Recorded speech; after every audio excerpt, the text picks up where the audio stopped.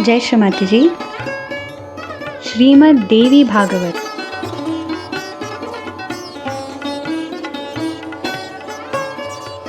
If you want to know who Adi Shakti is, read Devi Bhagavat, read by Her Holiness Srimati Ji Nirmala Devi.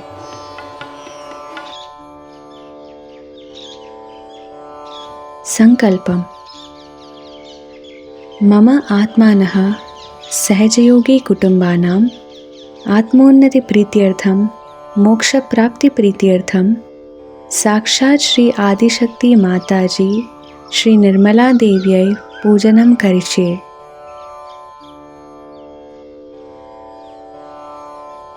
The Holy Recital of Srimad Devi Bhagavat.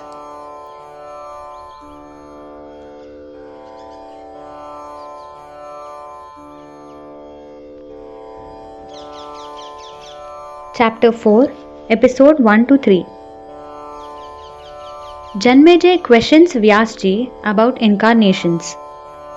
Kashyap is cursed by Varun and Brahma, and Aditi is cursed by Diti.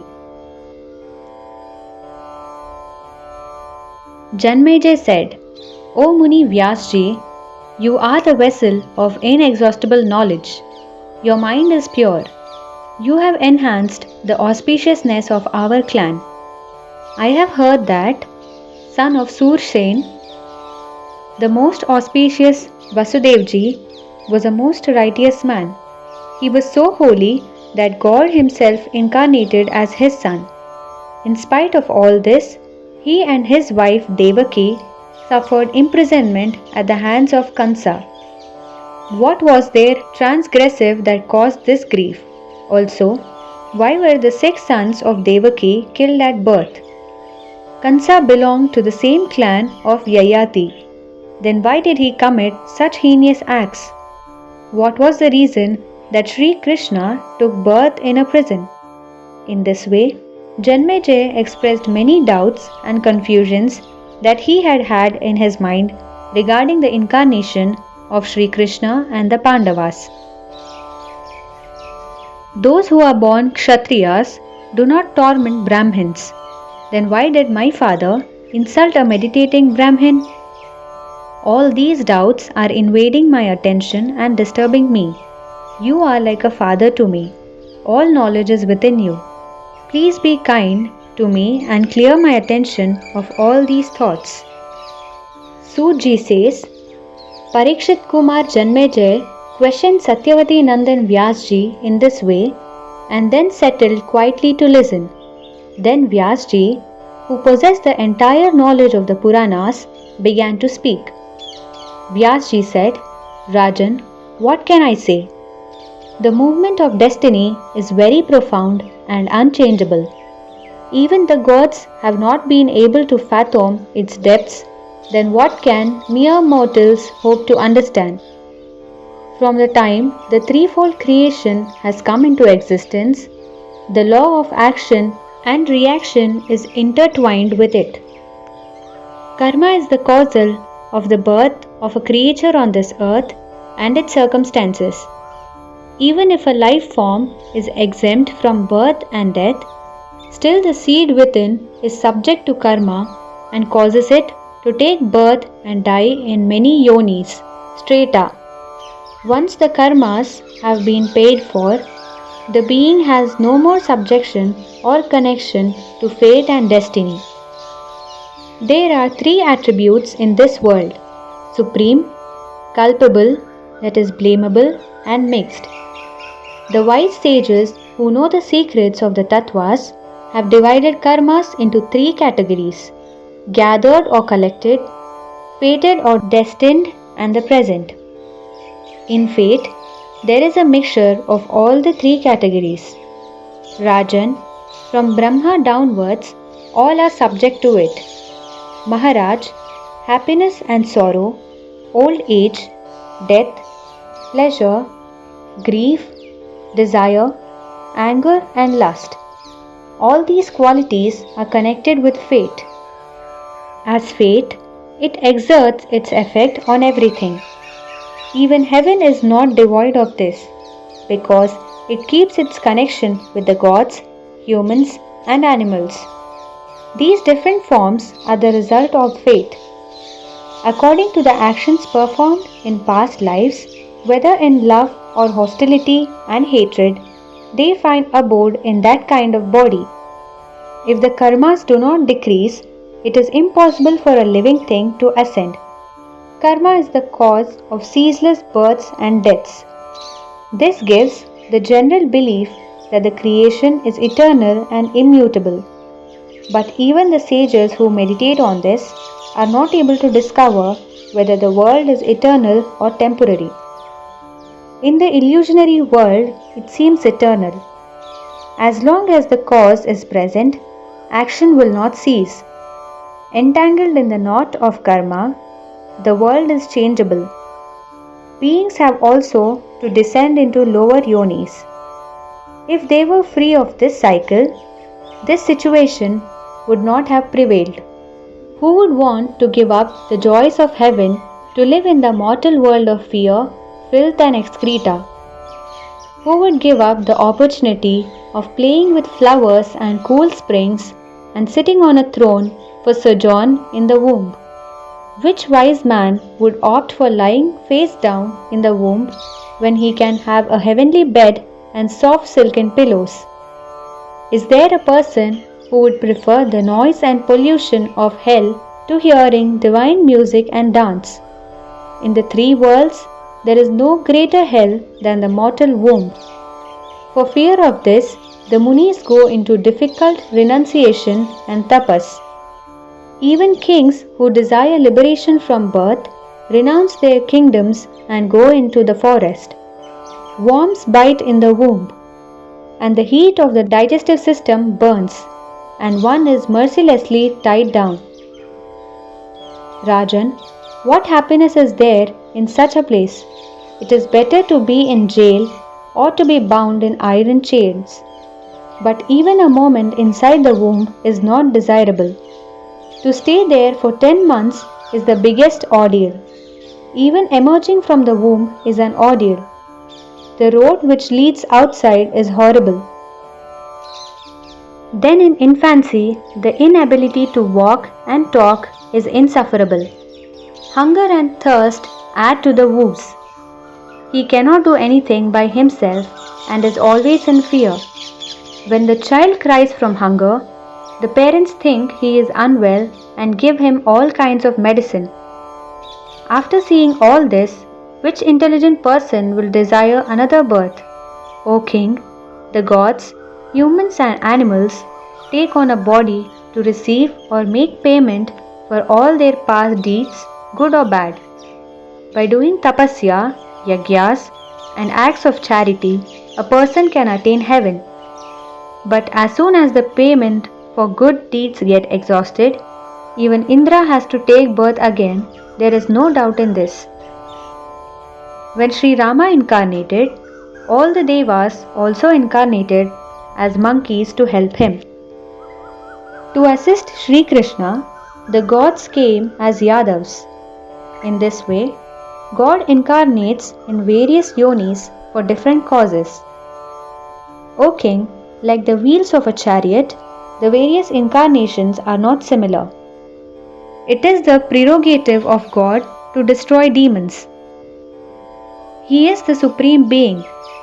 Sometimes He incarnates partially and sometimes in part of the partial and comes onto the earth to accomplish a purpose. I am going to tell you the divine story of Krishna Avatar. Shri Vishnu himself incarnated and took birth in the Yayati clan. The most glorious Vasudevji is a partial incarnation of Muni Kashyap. He had previously come under a curse, and that was the cause of his taking birth as a keeper of cows. Muni Kashyap had two wives, Aditi and Sursa. They have incarnated as two sisters, Devaki and Rohini. In anger, Varun cursed all of them and they had to take birth on this earth. King Janmejay asked, "What mistake did Muni Kashyap commit that made Varun so angry that he cursed him and his wives?" Bhagwan Vishnu is always enthroned in Vaikuntha. He is Parabrahma Parameshwar, God Almighty. What was the reason for his incarnating in Gokul? Bhagwan Narayan is indestructible. All the gods are in his jurisdiction. He is the support of the universe. Who can control him? Why does he leave his abode and come into the mortal world? What human happiness could have attracted the Lord? The Supreme Lord, Sri Hari, took the incarnation of Sri Rama. He suffered years of exile in the forest, Sita was abducted, and he suffered the pangs of parting.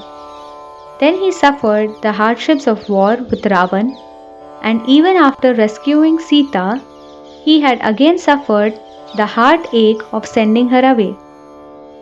Shri Krishna's avatar was also full of pain. He was born in prison.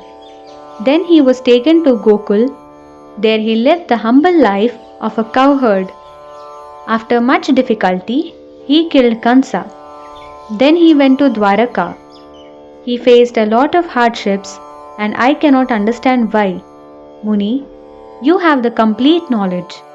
Please clear all these doubts which are disturbing my attention. Vyasji says, Bhagwan Vishnu has incarnated many times, and the circumstances and situations in this manifest world become the cause of the incarnation. Each time, the lesser gods also incarnate on this earth, and for that also there are causes.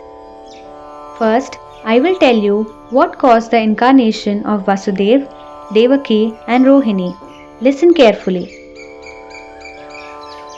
It happened long ago. Shriman Kashyap ji performed a yagya and brought Varun's sacred cow for its milk. After the yagya, Varun asked for the cow, but he did not return it. So Varun went to Brahma ji and asked, What shall I do?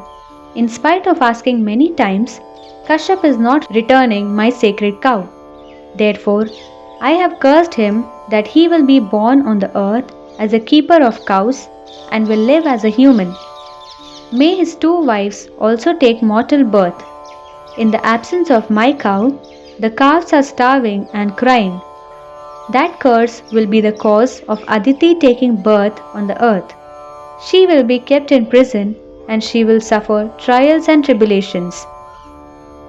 Vyasji says, after hearing Varun's complaint, Brahmaji sent for Muni Kashyap and said, O fortunate one, why have you not returned Lokpal, Varun's cow to him? There is nothing that you do not know. You are very wise. Knowing the workings of divine justice, how could you fall into this trap? Greed is a very strong force. It does not spare anyone. Under its influence, many sins are committed and the result is hell. No one has been to conquer it. Even Kashyap failed in renouncing greed. We salute those saintly munis who have been able to defeat it. They live in forests and their minds are always at rest. They do not even accept charity or gifts. The most powerful enemy on earth is greed. It makes one impure and unholy. By his love for materialism and greed, his ascent has been interrupted. After saying all this, Brahmaji also placed a curse upon Kashyap Muni. Even though he was his dear son, in order to protect the maryadas of dharma and righteousness, Brahma pronounced his decision. Kashyap, you will incarnate on the earth and take birth in the clan of Yadu. Your 2 wives will also accompany you. You will live there as a farmer of cows. Vyasji says, as per the curses of Varun and Brahma, Kashyap ji took a partial incarnation. In another instance, coming under great sorrow and stress, Diti cursed Aditi thus, as soon as you give birth to each of your 7 sons, they will die. Janmejay asked, O great Muni, Diti and Aditi were real sisters. Then how could Diti give such a horrible curse to her own sister Diti? Please tell me the reason, also what sorrow befell her. Sutji says, when King Janmejay asked this, Vyasji told him the entire story. Vyasji said, Rajan, Daksha Prajapati had two beautiful and virtuous daughters, Diti and Aditi. They had the good fortune of becoming the wives of sage Kashyap. Aditi gave birth to the majestic Indra. Diti also desired to have a son just like Indra. So she said to Kashyapji, Lord, I also wish to have an illustrious and pious, strong and brave son. Kashyap said, have faith and carry out the vrat that I tell you, and you will also have a son like Indra. She immediately started the fast and austerity that her husband had advised. In a short while, she became with child, and she continued to lead a pure life and observed the Payovrat, drinking milk and water. When the child was fully formed within, a glow began to spread from Diti's body. When Aditi saw this, she began to fear that Diti's son would eclipse Indra. The proud and haughty Aditi called her son Indra and said, your rival is going to be born of Diti. You must think of a plan to destroy the child before it is born. I cannot bear the thought of any other child outshining you. If you wish to please me, use any means you can and destroy the unborn child. Vyasji says, after hearing his mother's words, Indra became thoughtful for a while. Then he went to his stepmother. Sinful thoughts had already entered his mind. He offered pranams and spoke in sweet tones, which disguised and poison which was in his heart. Indra said, Mother, you are fasting and you have become weak. I have come to serve you. Order me to do whatever you wish. Shall I press your feet? By pleasing elders, one gets blessings and good fortune. Just as my mother Aditi, so also you are my mother. Indra began to massage her feet. She was tired from fasting and she was lulled and relaxed. She was overcome with sleep. She trusted Indra fully. As soon as Indra saw that Diti was asleep, he assumed a tiny form, took a sharp weapon in his hand and entered her body. By his yogic powers, he went inside the womb and with his vajra, spear, he cut the womb into 7 pieces. The child cried out in pain.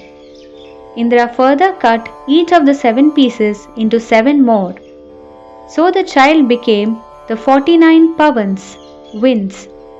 Only after it was over, the beautiful Diti awoke.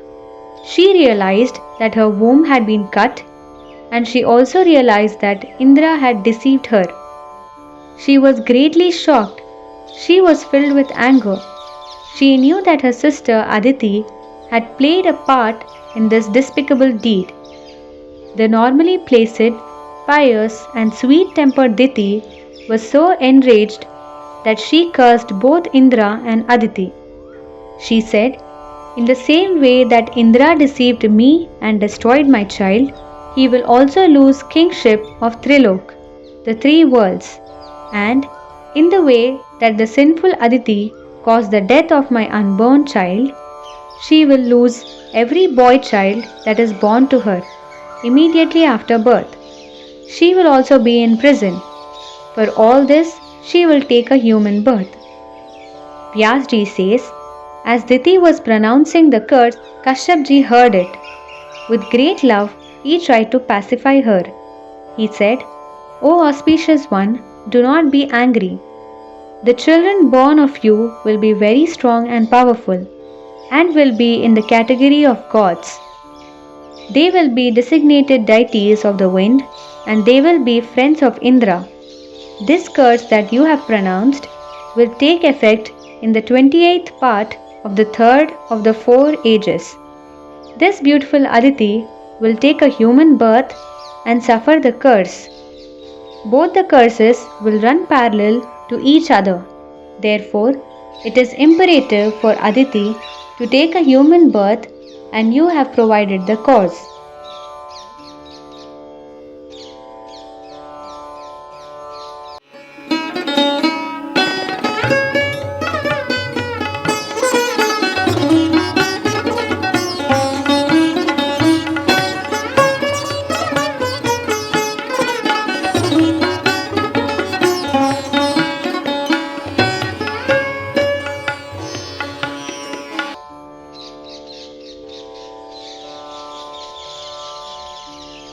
Chapter 4, Episode 4. Janmejay asks and Vyasji explains the importance of Maya. Raja Janmejay said, O illustrious one, this episode has put me into great confusion. The world seems to be the embodiment of sin. What is the strategy to avoid entanglement? Indra was the son of Kashyap. In spite of that, he committed such a heinous crime, killing without mercy an unborn child. He who is the ruler of all, the protector of Dharma, and the lord of the three worlds, Trilok, stooped to such a deed. Then how can ordinary people escape sin? O Jagadguru, war began in Kurukshetra. The Kauravas and Pandavas were both aware that the world is an illusion. The Pandavas were considered incarnations of the Devas. They were all anchored in Dharma. Then why did they indulge in this reproachable act? Bhagavati Shruti says the first step of Dharma is truth. The second is purity, freedom from defilement. The third step is compassion, and the fourth is generosity. Those who are well versed in the Purans also say the same. In the absence of these qualities, how can Dharma exist? All actions that go against Dharma cannot bear good fruit. Shri Vishnu, who is Jagat Prabhu, also resorted to deception when he came as Vamana to King Bali. King Bali had completed 100 yagyas. He observed the teachings of the Vedas. He was righteous, generous, truthful, and had successfully subdued all his senses. But by the deception of Vaman Avatar, he suddenly was deprived of his kingdom. Vyasji, please tell me, who was the victor, Bali or Vamana? You are the author of the Puranas. You know the rules of Dharma. Please enlighten me. Vyasji says, Rajan, victory was Bali's because he gave away the world. Narendra, he who is known as Trivikram, had to come as Vaman due to the influence of guile and duplicity. Later, he stationed himself as a gatekeeper of King Bali. In other words, Rajan, the foremost Dharma is truth. But to observe this in its purest form is very difficult and almost impossible because Trigunatmika Maya is present in myriad forms and is very powerful. This world which exists is covered by the three attributes of this Maya.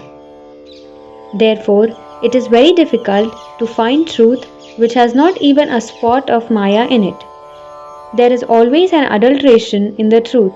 Yes, those who live in isolation in the forest, who have no attachments, who do not take anything from anyone, who do not give favors, and who have all their senses under control, such saints and ascetics can attain truth in all its purity.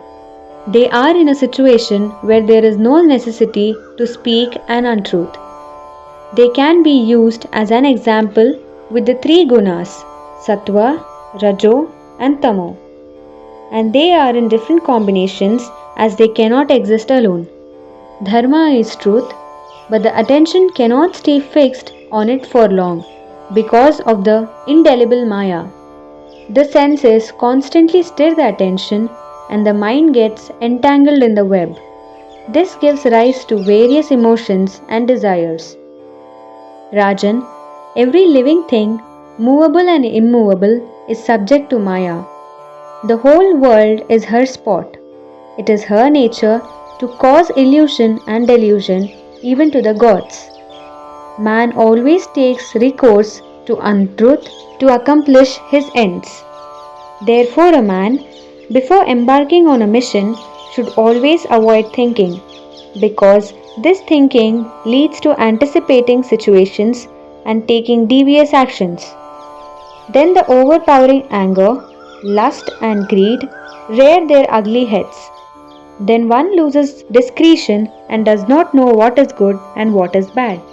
If they become wealthy, they get filled with ego, conceit and arrogance. Then comes illusion and delusion, and finally and inevitably comes doom and death. In such circumstances, all these kinds of resolutions and doubts assail a person. He becomes cunning, and this gives birth to sin. A man loses his discretion and no longer knows what actions are good and what are bad. If he becomes wealthy, then he becomes proud, arrogant, and aggressive.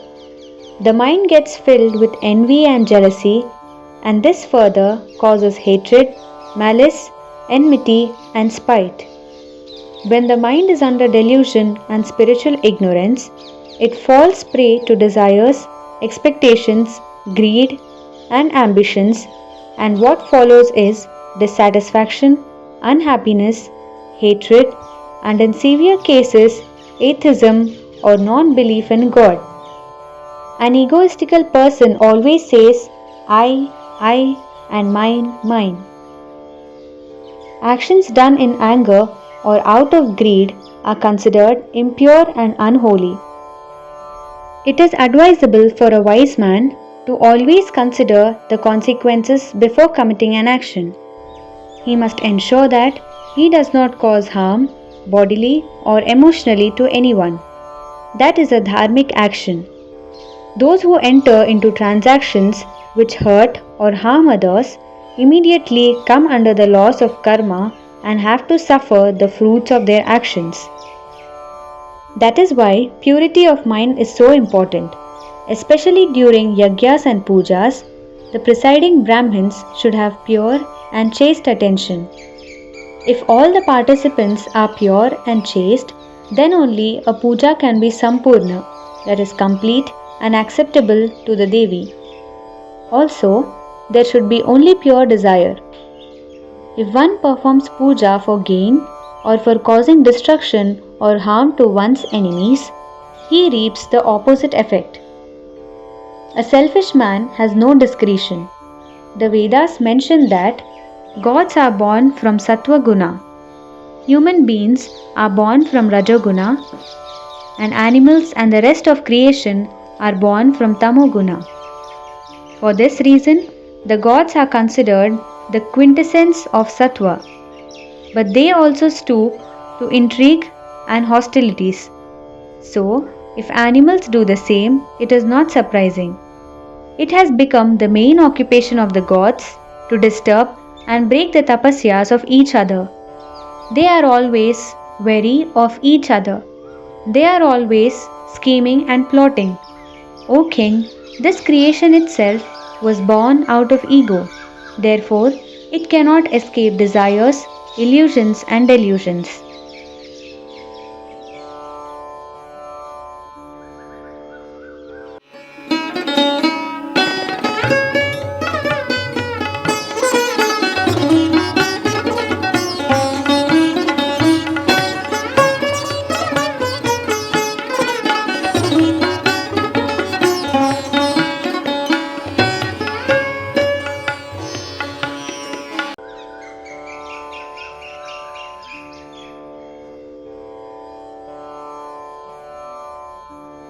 Chapter 4, Episode 5 to 6. Indra fails to break the tapas of Nar Narayana. He sends the Apsaras as a last resort. Vyasji says, Rajendra, there is no use talking any more about this. It is very rare and almost impossible to find a person whose attention is pure and whose mind is free from desires, because this entire creation is permeated with desire, illusion and delusion. It has become a common practice to retaliate, an eye for an eye and a tooth for a tooth. But to attack or cause harm to a non-violent and innocent man is considered very low class and despicable. It is said that collective actions are the causals of the various yugas. For the Sattvic temperament, there is Satya Yuga. For the Rajas, there is Treta Yuga. And for the Tamas temperament, there is Kali Yuga, always before us.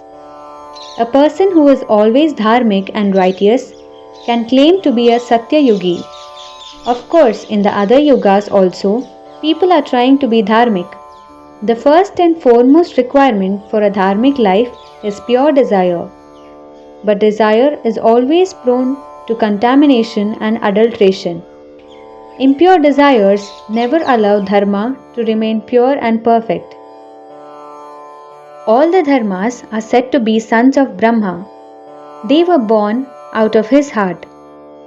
Those who observe dharma in its entirety existed as Brahmins. They were married to the 10 daughters of Daksha Prajapati. The marriage was performed with all the proper rites and ceremonies.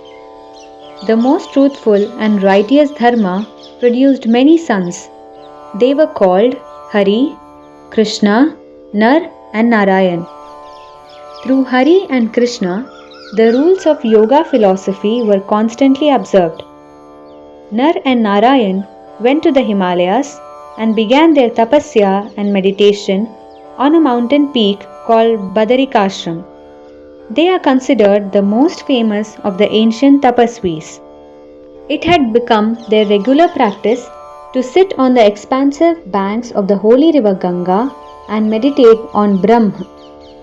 The two brothers, who were a partial incarnation of Sri Hari, stayed on the mountain for 1,000 years, immersed in deep meditation. They began to radiate light all over the world. This gave rise to envy and fear in the heart of Indra. He began to plan and plot. What shall I do now? These great tapasvis will definitely receive boons, and then they might covet my throne. What obstacle can I put in their way so that their meditation is disturbed and rendered incomplete? These thoughts gave rise to anger, hatred, and greed in Indra's mind. He mounted his Vahana, the elephant called Airavat, and proceeded to the Gandhamadhan mountain with the sole intention of breaking the tapasya of Nar and Narayan. As he approached, he saw their sacred ashram, which was glowing like the rising sun. He wondered, is this a manifestation of Sri Vishnu himself, or have two suns risen today? What is it that these two sons of Dharma are trying to achieve? Then he addressed Nar and Narayan, O sons of Dharma, you are the most fortunate and auspicious. What is it you desire? I am prepared to grant any boon that you ask. That is why I have come. Even if you ask for a boon out of proportion to your tapasya, I will grant it. Vyasji says, Indra stood before the meditating sages and kept repeating his offer, but they did not answer. They were in deep thoughtlessness. There was no agitation in their minds. Then Indra spread the Mohini Maya of enchantment all around. Wolves, lions and tigers made fearsome sounds. Then he created fire, storm and rain, but nothing affected the meditating sages. Seeing this, Indra returned to his seat. He was neither able to tempt them with an offer of boons, nor could he disturb them with fearful events. Adishakti Bhagavati Jagadishwari is also known as Mahavidya. She manifests in the creation and she is eternal. For those who are engrossed in meditation upon the lotus feet of Adishakti, there is no Maya that can distract or disturb them, as Maya also is her creation. So, how can a Deva or a demon ever hope to succeed in breaking the dhyana or meditation of a devotee whose attention is fixed on the lotus feet of Devi Bhagavati Adishakti? A Devi Bhakt becomes immune and devoid of all sin. The most important and powerful mantras of the Devi are Vag Bij, Kam Bij and Maya Bij. When these mantras become a part and parcel of a devotee's attention, then there is no one in this creation who can put obstacles in the way of a Devi Bhakt. Indra realized that his powers were useless before Nara and Narayan, so he requested Kamadev, the god of love, and Ritu, the king of the seasons, to help him.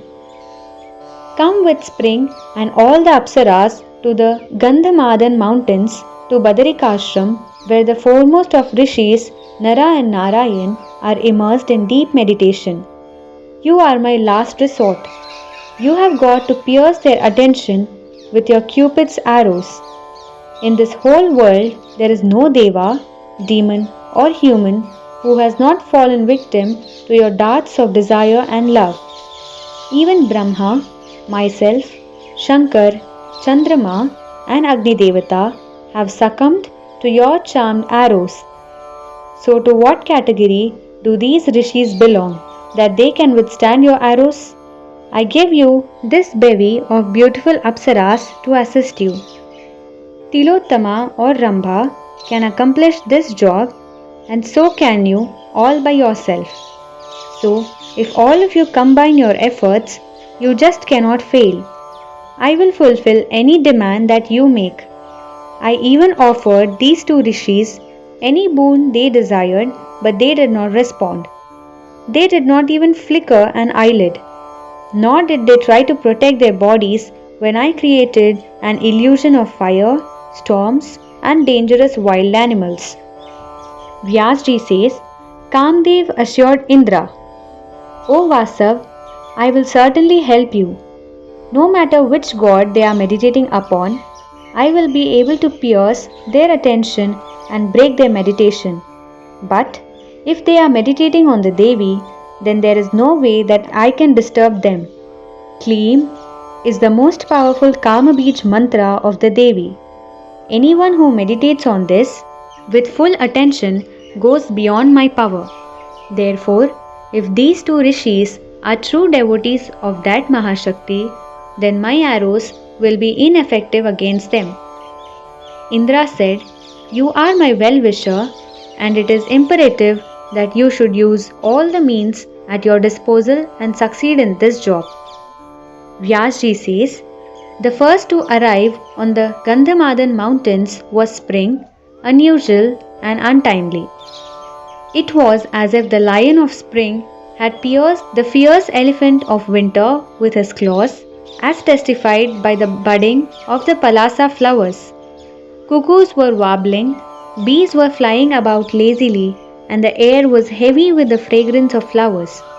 All the trees, mango, bakul, tilak, palash, sakhu, palmyra, tamal, and mahua were heavily laden with flowers and fruits.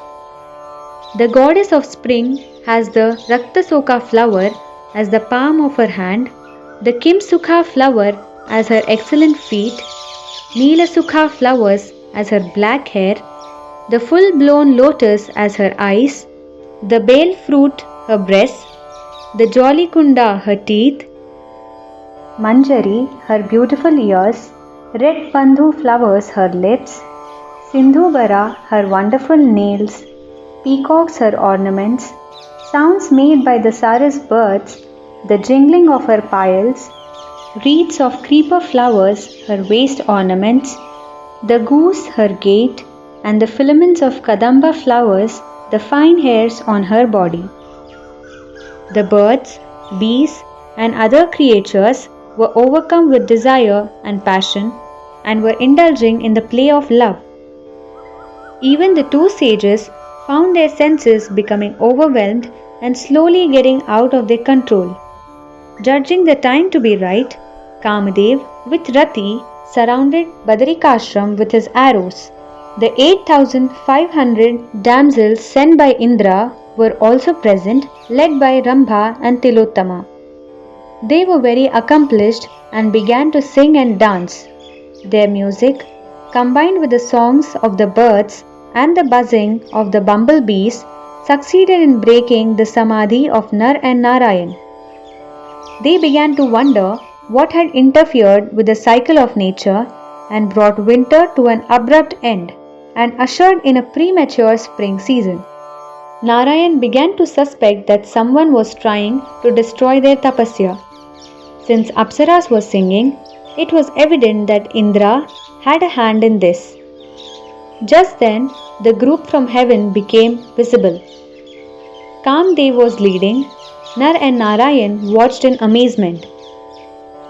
They were the Apsaras, Menaka, Rambha, Tilottama, Pushpagandha, Sukeshi, Mahashweta, Manorama, Pramadwara, Gritachi, Geetagya, Charuhasini, Chandraprabha, Shobha, Vidyunmala, Ambujakshi and Kanchan Malini. There were so many more, altogether 16,050. They bowed to the Munis and began to sing music so beautiful and appealing that no parallel could be found on earth. Muni Narayan was pleased and said, O intermediaries, be pleased to stay here. You are our honored guests and we extend our hospitality and welcome. Vyasji says, the Muni Narayan succumbed to his ego and decided that he would amaze them all by creating an Apsara whose beauty would surpass that of the Apsaras sent by Indra. He slapped his thigh, and from there appeared a woman of great beauty and form. All the Apsaras who were present were stunned with amazement. Then Muni Narayan created the same number of Apsaras as those sent by Indra. Then the Apsaras from heaven apologized to the two Munis. We were so foolish to even try to disturb your meditation. We now know that you are the Ansh, that is partial, avatars of Bhagwan Sri Hari. You are complete tranquility and bliss. We did not come for any purpose of our own, but were sent to accomplish a task by Indra. At least we had the good fortune to have your darshan. We must have done some punyas in our past lives. We have committed a serious offense and deserve to be punished. But wise saints do not squander away the powers derived from austerities on trivial things like cursing others. Vyasji says, in this way, the Apsaras begged forgiveness. The Munis heard them without reacting. They have become self-controlled and desireless. Blazing with the cool fire of their tapas, they asked the Apsaras to request for a boon, which they would immediately grant. They also said, take the beautiful Apsara Urvashi as our gift to Indra and also the new Apsaras who have just been created. Now all of you, please leave us and go to heaven. But the Apsaras pleaded, you are Devadidev Bhagwan Narayan. We have surrendered to your lotus feet. Where can we go? O Madhusudan, your eyes are like lotus petals. If you will give us a boon, grant this. You please marry us so that we can spend the rest of our days here. Let Urvashi and the 16,050 Apsaras that you have created go to heaven and stay in the service of Indra. Please honor your promise of a boon to us. Bhagwan Narayan said, we have been meditating here for 1,000 years. Our senses are under control. How can we destroy this tapasya? We have no desires or lust, as these completely destroy sattvic joy. The Apsara said, of all the senses, touch gives the most pleasure, and we are well versed in the art of giving pleasure. You can live permanently on these Gandhamadan mountains with us.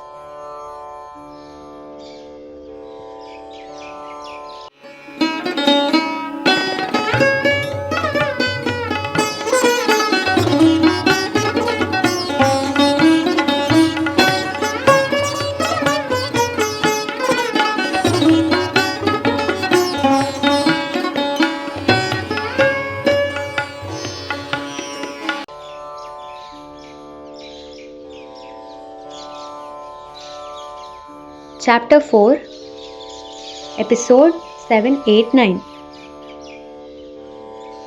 Narayan realizes the dangers of Ahamkara. Vyasji says, hearing this, Narayan, the son of Dharma, realized, the present trouble has arisen entirely due to my Ahamkara. This Ahamkara can tear Dharma to pieces. Wise men have said that Ahamkara is the root of the trees of the world. When the damsels from heaven came to tempt me, I should have maintained the vow of silence. But I communicated with them and fell into the trap of ego and created all those Apsaras. I am now caught in the web of my own creation like a spider. Now I must think carefully what I should do. If I ignore their request, they will certainly curse me and leave. Then I can settle down to severe austerities and penance in this forest. Therefore, this seems to be a correct decision. The second great enemy is anger. It causes untold hardships to those who come under its influence. People have declared anger to be more dangerous than lust and greed. In anger, people also commit murder, which is the source of hell. Just as trees, rubbing together, cause a fire in which they themselves get burnt, so also the heat generated by anger ultimately burns the body. All these fears hovered over his head like black clouds, and he was greatly distressed. Then his younger brother Nar began to advise him. Nar said, Narayan, you are most fortunate and auspicious. Stay away from anger. Become peaceful in your mind and remove this ego. You might recall that once before, we came under the powerful influence of ego and broke our tapasya. We had also fallen into the trap of anger and had fought with Daityas, king of demons, that is Prahlad, for a full 1000 divine years. We suffered extreme hardships then. So please renounce your anger and become peaceful. The sages have declared peace to be the root cause and the only object of tapasya. Hearing his brother's advice, Dharmanandan Narayan became peaceful. Janmejay asked, O great Muni, a doubt has arisen in my mind. Prahlad was a great soul and a devotee of Bhagwan Vishnu. His mind was always at peace. Then why was there a war between him and Nar Narayan in ancient times? The two sons of Dharma were tapasvis whose minds never got disturbed or agitated. Then what caused the war between them? Prahlad was a Dharmatma of the highest order, full of wisdom and divine knowledge, and a foremost devotee of Shri Vishnu. Nar and Narayan were also endowed with these qualities. Also, they never spoke an untruth, and yet there was a conflict between them.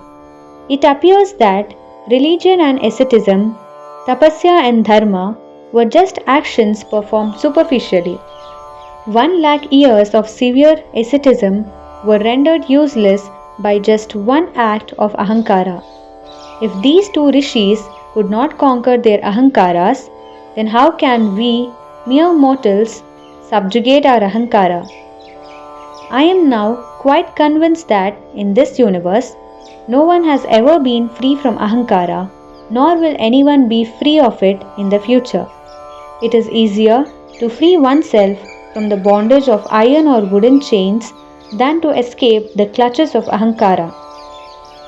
Just as the rising sun dispels darkness, so also the seed of Ahamkara germinates and devours all the punyas.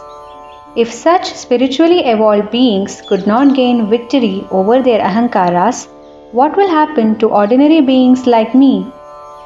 Vyasji says, Bharat, it is certain that the effect cannot be different from the cause. For example, gold and golden earrings, though different in form, have the same causal, that is, gold. Thread is the cause of cloth. So also, this universe has sprung from Ahamkara. Therefore, it cannot be free from Ahamkara. All this moving and unmoving universe, including a blade of grass, is fashioned out of Trigunatmak Maya. So the wise recognize every phenomena as unreal. Ahamkara gives birth to lust, anger, greed, and attachment. Under their influence, man has no control over his actions. Janmejay said, they are really great souls who have been able to free themselves of these powerful influences. Those who have renounced desires and attachments and who have conquered their senses have won a victory over all the three lokas. The foolish man always has his eyes on the honey, but does not see the dangerous place from which it comes. He loses all fear of hell.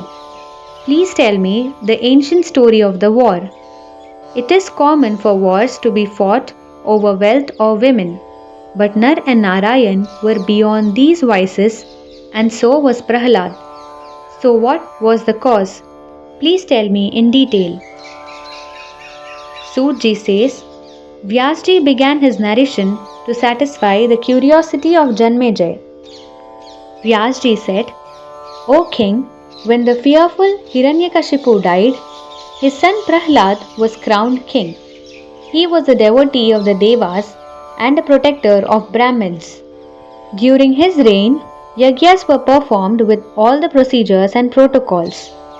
The Brahmins were supported in their performance of tapasya, spreading of dharma, and visiting places of pilgrimage. The traders did their business of buying and selling, and the Shudras served everyone. The Lord Narasimha had ordered Prahlad to settle in Patal, so he ruled his kingdom there and cared for his subjects. It happened a long time ago. The great tapasvi Chyavanji, son of Bhrigu, went to the holy river Narmada to have a bath. This holy place is also known as Vyahritishwar Tirth. As he was going down the steps to the river Reva, a venomous snake caught hold of him and dragged him down to Patal. Muni Chyavan was filled with terror and he began to remember Devadidev Bhagwan Vishnu. In his mind, he began to recite the holy names of the Lord. No sooner had he started than all the poison from the serpent's body vanished. This filled the snake with fear and apprehension that this great ascetic would put a curse on him. He sent all the beautiful Nagakanyas, that is serpent maidens, to perform puja to the Muni. Then Chyavanji entered the abode of the demons and Nagas. One day, Muni Chyavan was out walking in that country when Prahlad, king of the Daityas, spotted him. Prahlad offered him obeisance and inquired, Bhagwan, how is it you have come here? Please do tell me. Indra bears enmity towards us. Can it be that he has sent you here to spy on our kingdom? O twice born, please tell me the truth. Chyavan Muni said, I have nothing to gain from Indra that would make me come as his spy. Please know that I am the son of Bhrigu and my name is Chyavan. I am blessed with eyes that have divine perception. Do not for a moment think that I have been sent by Indra. I had gone to bathe in the holy river Narmada when a great snake caught hold of me. I immediately called to mind Bhagwan Shri Vishnu, who caused the snake to lose all its venom. Then it released me. O king, after that I came into your kingdom and have had the good fortune of your darshan. O king of the Daityas, you are a devotee of Shri Vishnu and you must recognize me also as a devotee. Vyasji says, Chyavan Muni spoke in a very sweet and pleasing manner. Prahlad began to ask him about all the holy places that he had visited. Prahlad asked, O Munivar, how many holy places are there on earth? Also tell me about the holy places that exist in heaven and in Patal, nether regions. Chyavan Muni said, O king, the person who has a pure mind, word and body, for him every step is a tirth. For the corrupted and defiled man, the Ganga even seems more unholy than Magad. If the mind and attention is purified, then all his filth and impurities leave him, and all places become auspicious and holy by his presence. Otherwise, there are many holy spots along the banks of the river Ganga. Besides this, there are also a lot of little villages and hamlets which have sprung up. O king, these places are also inhabited by primitive tribes, fishermen, Huns, a tribe of Mongols, some tribes of Bengal, Khas, ancient tribes of Garhwal, and others who are all low-born persons who indulge in sinful lifestyles. But, O sinless king, not a single person there dies in a state of purity and grace. A man whose body and mind are filthy, what can he benefit from a Tirthasthan, that is holy place?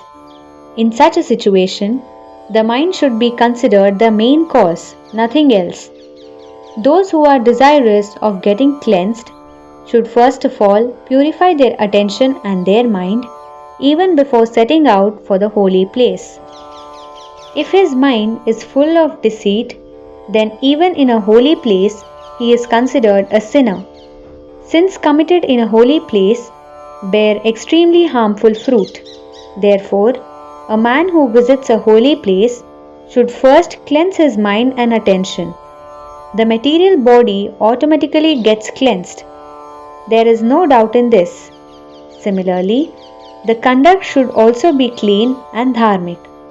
Then one becomes completely holy. One must not commit despicable acts in a holy place, nor should they keep company with immoral people. One should be compassionate to all. O king, if you still want to know, I can tell you of holier places. The foremost is an ancient forest called Naimisharanya. Then there is Chakra Tirth and Pushkar Tirth and many more on the earth. It is not possible to name all. Vyasji says, hearing this, Prahlad decided to go to Naimisharanya. Filled with joy, he gave orders to his demon subjects. Prahlad said, Most fortunate Daityas, arise. Today we will proceed to Naimisharanya. There we will have a darshan of Bhagwan Shri Hari, dressed in pitambar, that is yellow silk. He will be seated on his throne. Vyasji says, all the Daityas rejoiced and a big horde of Daityas and Danavas left Patal. On reaching Naimisharanya, they all took a customary bath. Then they visited all the holy places there. They beheld the most sacred Saraswati river. The water was clean and pure. Prahlad's heart began to swell with great joy.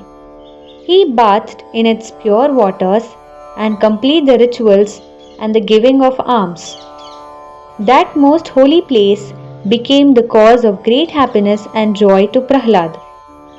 Vyasji says, after completing all the rituals, Prahlad saw before him a huge banyan tree giving extensive shade. He noticed a lot of arrows lying there. They were of different designs and all had the feathers of vultures at the end. They had been sharpened so much they were shining.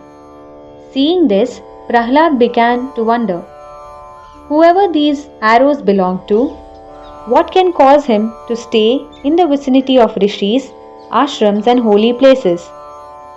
He had hardly thought this when there came into sight the sons of Dharma, Nar and Narayan. They were dressed in the skin of black antelope. Their matted hair was wound on top of their heads. Lying in front of them were two shining bows. Bearing powerful emblems, these bows were known as Sharang and Ajgav, bows of Lord Vishnu. There were also two quivers filled with many arrows. The two rishis were in deep meditation. Seeing this, Prahlad's eyes became red with anger. He addressed them, What is this hypocrisy? This is what is destroying dharma and turning it into dust. This kind of a situation has neither been seen nor heard in the whole world. On the one side there is intense tapasya, and on the other the hands are lifting bows and arrows. This was never considered fit even in the past ages. When Brahmins are engaged in doing tapasya, where is the need for them to possess weapons?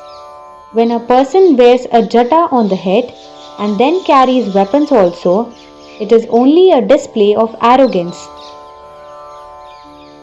You are both divine personalities. It is fitting for you to observe dharmic conduct. Vyasji says, O king, hearing Prahlad's words, Narayan replied, King of Daityas, why are you showing unnecessary interest in us and our tapasya? We are samarth, give complete meaning to ourselves. The whole world knows this. War and tapasya, we have an involvement in both. There is nothing you can do about it. It is better for you to leave. Do not indulge into idle chatter. One gets divine effulgence, that is Brahma Tej, after very severe penance and tapasya. Those who desire happiness should not cast aspersions on a Brahmin. Prahlad said, O tapasvis, you are being conceited and arrogant for no reason. I am the king of the Daityas and the support of Dharma. It is improper for you to insult me in such a holy place. O great ascetic, what powers do you have? Come and show it on the field of battle. Vyasji says, Prahlad was a matchless warrior. He took a vow that no matter how many boons these tapasvis had received, and no matter how much they had conquered their senses, he would somehow defeat them. Vyasji says, Prahlad picked up his bow and strung it. Then he pulled it, and it made a great resounding noise. Nar also picked up his bow and fixed one of the sharp arrows. Filled with anger, he shot all the arrows at Prahlad, who in turn used his brilliantly colored arrows to slice through the arrows sent by Nar. Seeing this, Nar shot 5 quick arrows and wounded Prahlad in the arm. Indra and the other gods came on their vahanas to watch the fight from the skies. By turns, they applauded the two warriors. Prahlad's arrows came quick and fast like rain from a cloud. Then Narayan picked up his huge bow, Sharang, and fixed a golden feathered arrow on it. This time, all Prahlad's arrows were shot into pieces by Narayan. At that time, the eternal Lord Sri Hari had incarnated in the house of Dharma as his sons Nar and Narayan. He it was who stood in front of Prahlad, who was raining arrows on him. Narayan let loose a shower of razor-sharp arrows which caused deep injuries to Prahlad. Vyasji says, the fierce fighting continued. Narayan broke Prahlad's bow and he quickly picked up a new one. That too was broken by Narayan. In this way, he broke many bows. Then Prahlad picked up a spear and threw it at Narayan's arm. But before it could reach him, Narayan cut it with his 9 arrows, and with the 10th arrow he injured Prahlad. Then Prahlad picked up an iron mace and hit it on the thigh of Narayan. But Narayan stood steady as a rock. The mace was also broken to pieces by Narayan. Prahlad threw a sword at Narayan, which he cut into 7 pieces with an arrow. Then he aimed 7 arrows at Prahlad. The fierce fighting continued for 1000 years and would not end. Then Bhagwan Vishnu appeared in that ashram. He was in his divine form with 4 arms. He wore yellow silk cloth. In his 4 arms, he bore the Shankh, Chakra, Gadha and Padma. He set his holy feet in the ashram of Prahlad. Prahlad was overcome with joy. He folded his hands and bowed his head in worship. Prahlad said, Madhav, you are worshipped even by the gods. You govern the entire creation. It is your nature to be compassionate to your devotees. Lord, please tell me why I have not been able to defeat these 2 tapasvis. I have been fighting with them for 1000 years and have not been able to defeat them. Bhagwan Vishnu said, O noble soul, these are divine personalities. They are partial incarnations of myself. So you should not wonder. They are completely self-controlled and they are known as Nar and Narayan. You cannot be victorious over them. Therefore, O king, Return to Patal, install me in your heart and always meditate upon me. It is undesirable to get into conflict with these tapasvis. Vyasji says, Prahlad immediately obeyed Sri Vishnu. He took all his Daityas and demons and returned to Patal. Nar and Narayan resumed their tapasya.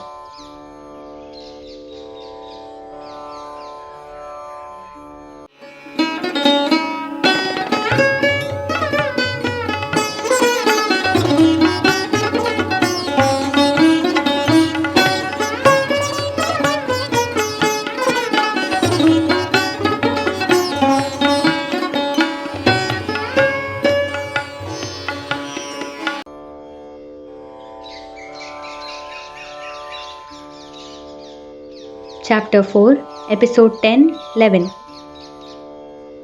Victory of the Devas over the Daityas. Daityas get protection from Shukracharya. Shiv tapasya. Janmejay said, Vyasji, I do not understand one thing. Nar and Narayan were partial incarnations of Shri Vishnu. They were always in tapasya. They lived in the forest and ate only roots and berries. They never spoke an untruth. They were sattva gunis, and yet they entered a battlefield and fought for 1,000 years. Why did they break their tapasya?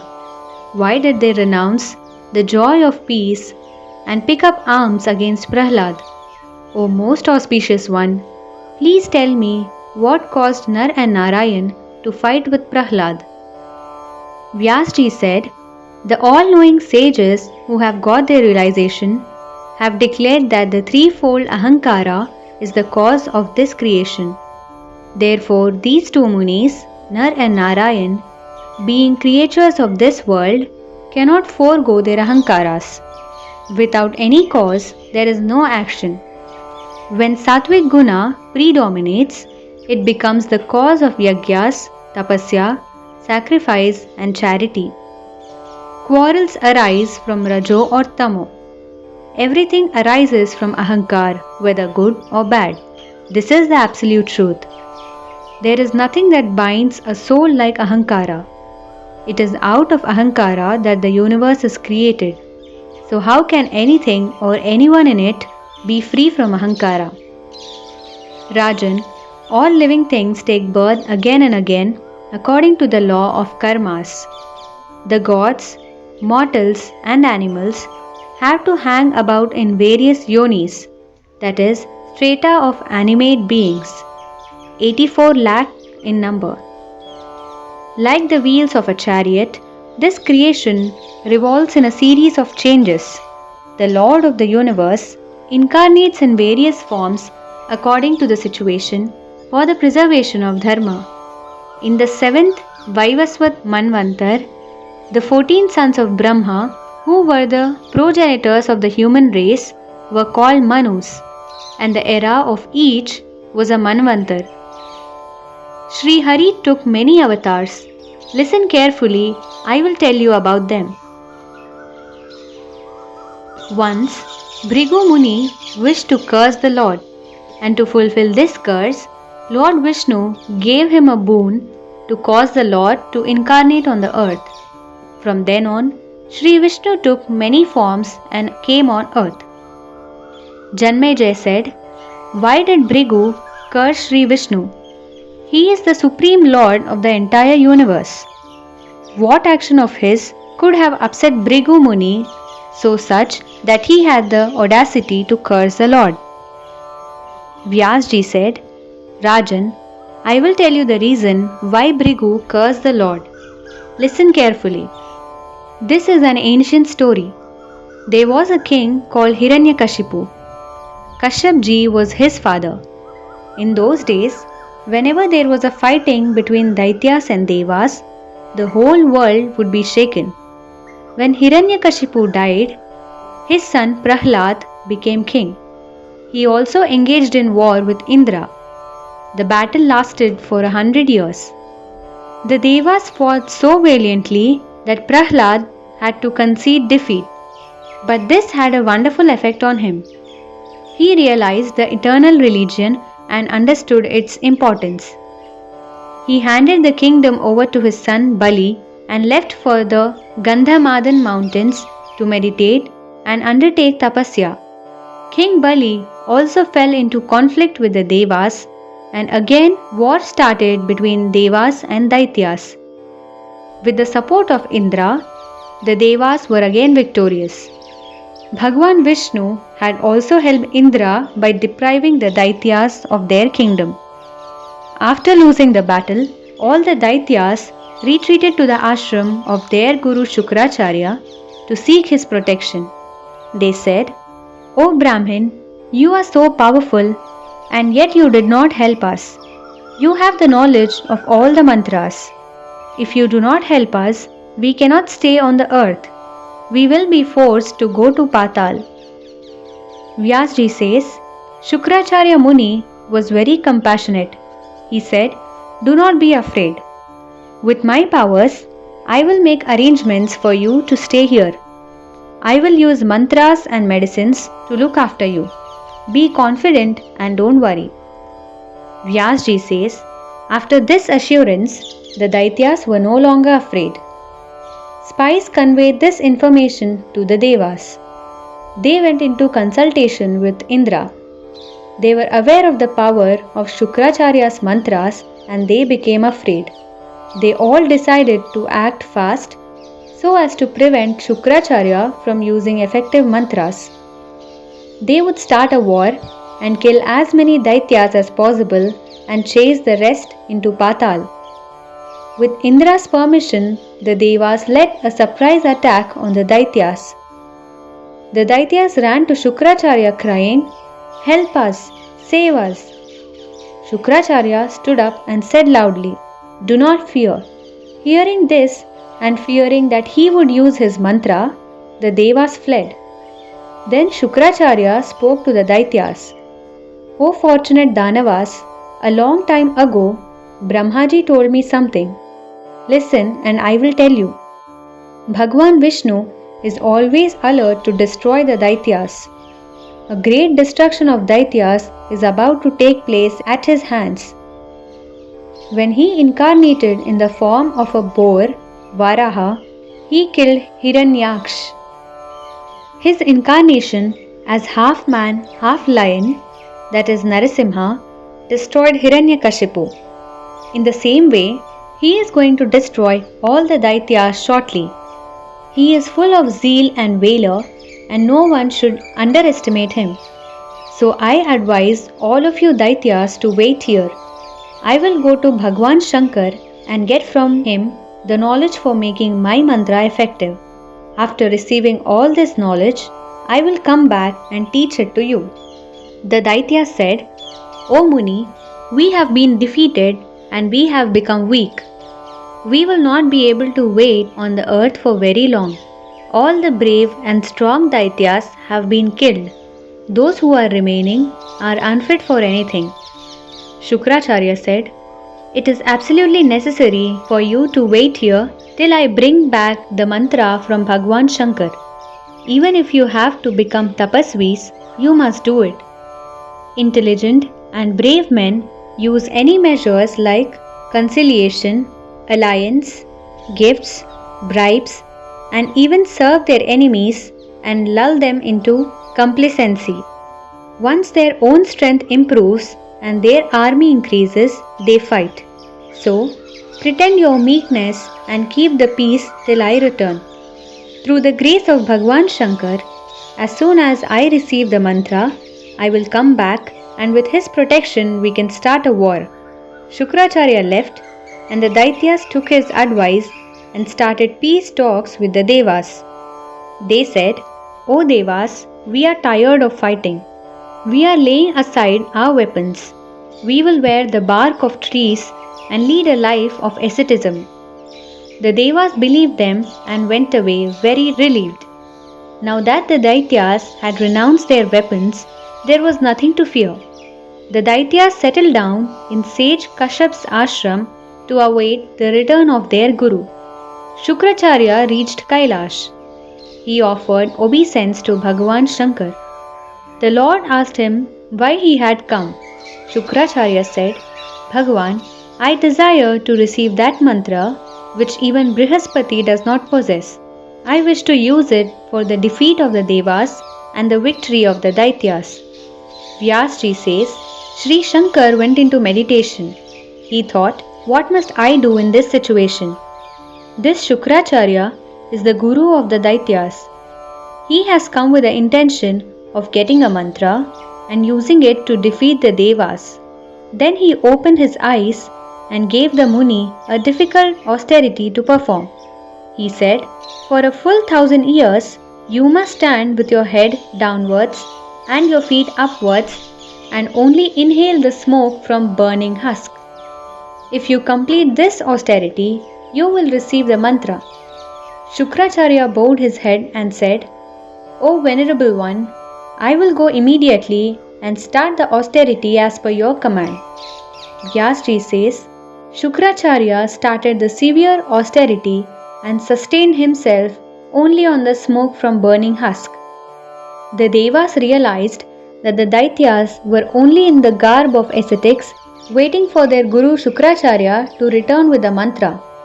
They also began various rituals and fasts to obtain mantras for themselves. Then they picked up their weapons and went to the place where the leaders of the Daityas were staying. Seeing the Devas approach with arms, the Daityas were filled with fear. They immediately stood up and faced the proud and confident Devas and began to confess, We have kept away our weapons.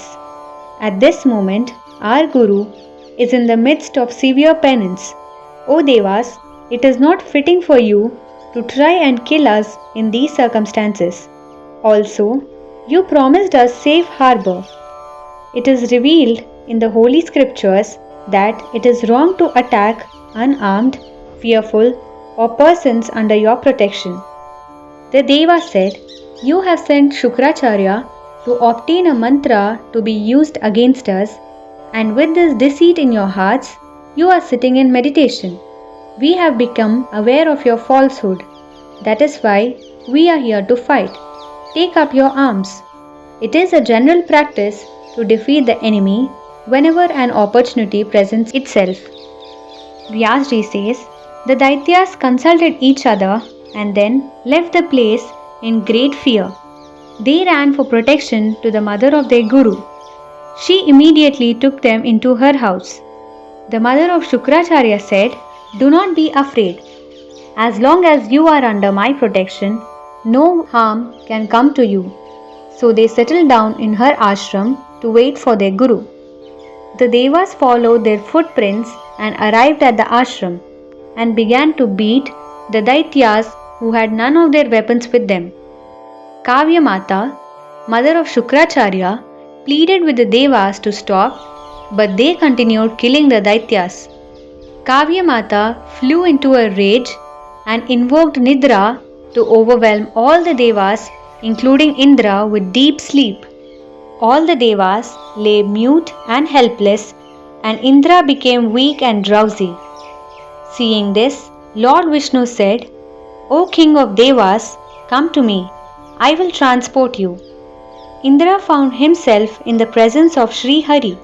He got back his energy and Nidra could not overwhelm him. When Kavya Mata saw that Indra had revived and was filled with his former energy, she became very angry. She cried out, Indra, by my powers, I will swallow you and Vishnu. All the Devas will watch helplessly. Vyasji says, Shukracharya's mother was well versed in yogic practices. She caused all the energy to drain out of Sri Vishnu and Indra. Both became weak and pale. The Devas watched in helpless amazement. Then Indra addressed Sri Vishnu. He said, Madhusudan, I am extremely sad to see you like this. Prabhu, please strike these demoness immediately. She has become arrogant because of her powers obtained by tapasya. Before she attacks us, please destroy her, do not delay. The pure desire of Indra was heard by Sri Hari. He immediately put his attention on Sudarshan Chakra, which is always in readiness, awaiting the Lord's command. It arrived instantly. In response to Indra's prayer, Sri Vishnu used the Sudarshan Chakra and separated the head of Shukracharya's mother from her body. Indra and the Devas began to praise the Lord with Jai Jaikars. Since then, the dreadful act of killing a woman filled the hearts of Sri Vishnu and Indra with fear that Shukracharya's father, Bhrigu Muni, would put a curse on them.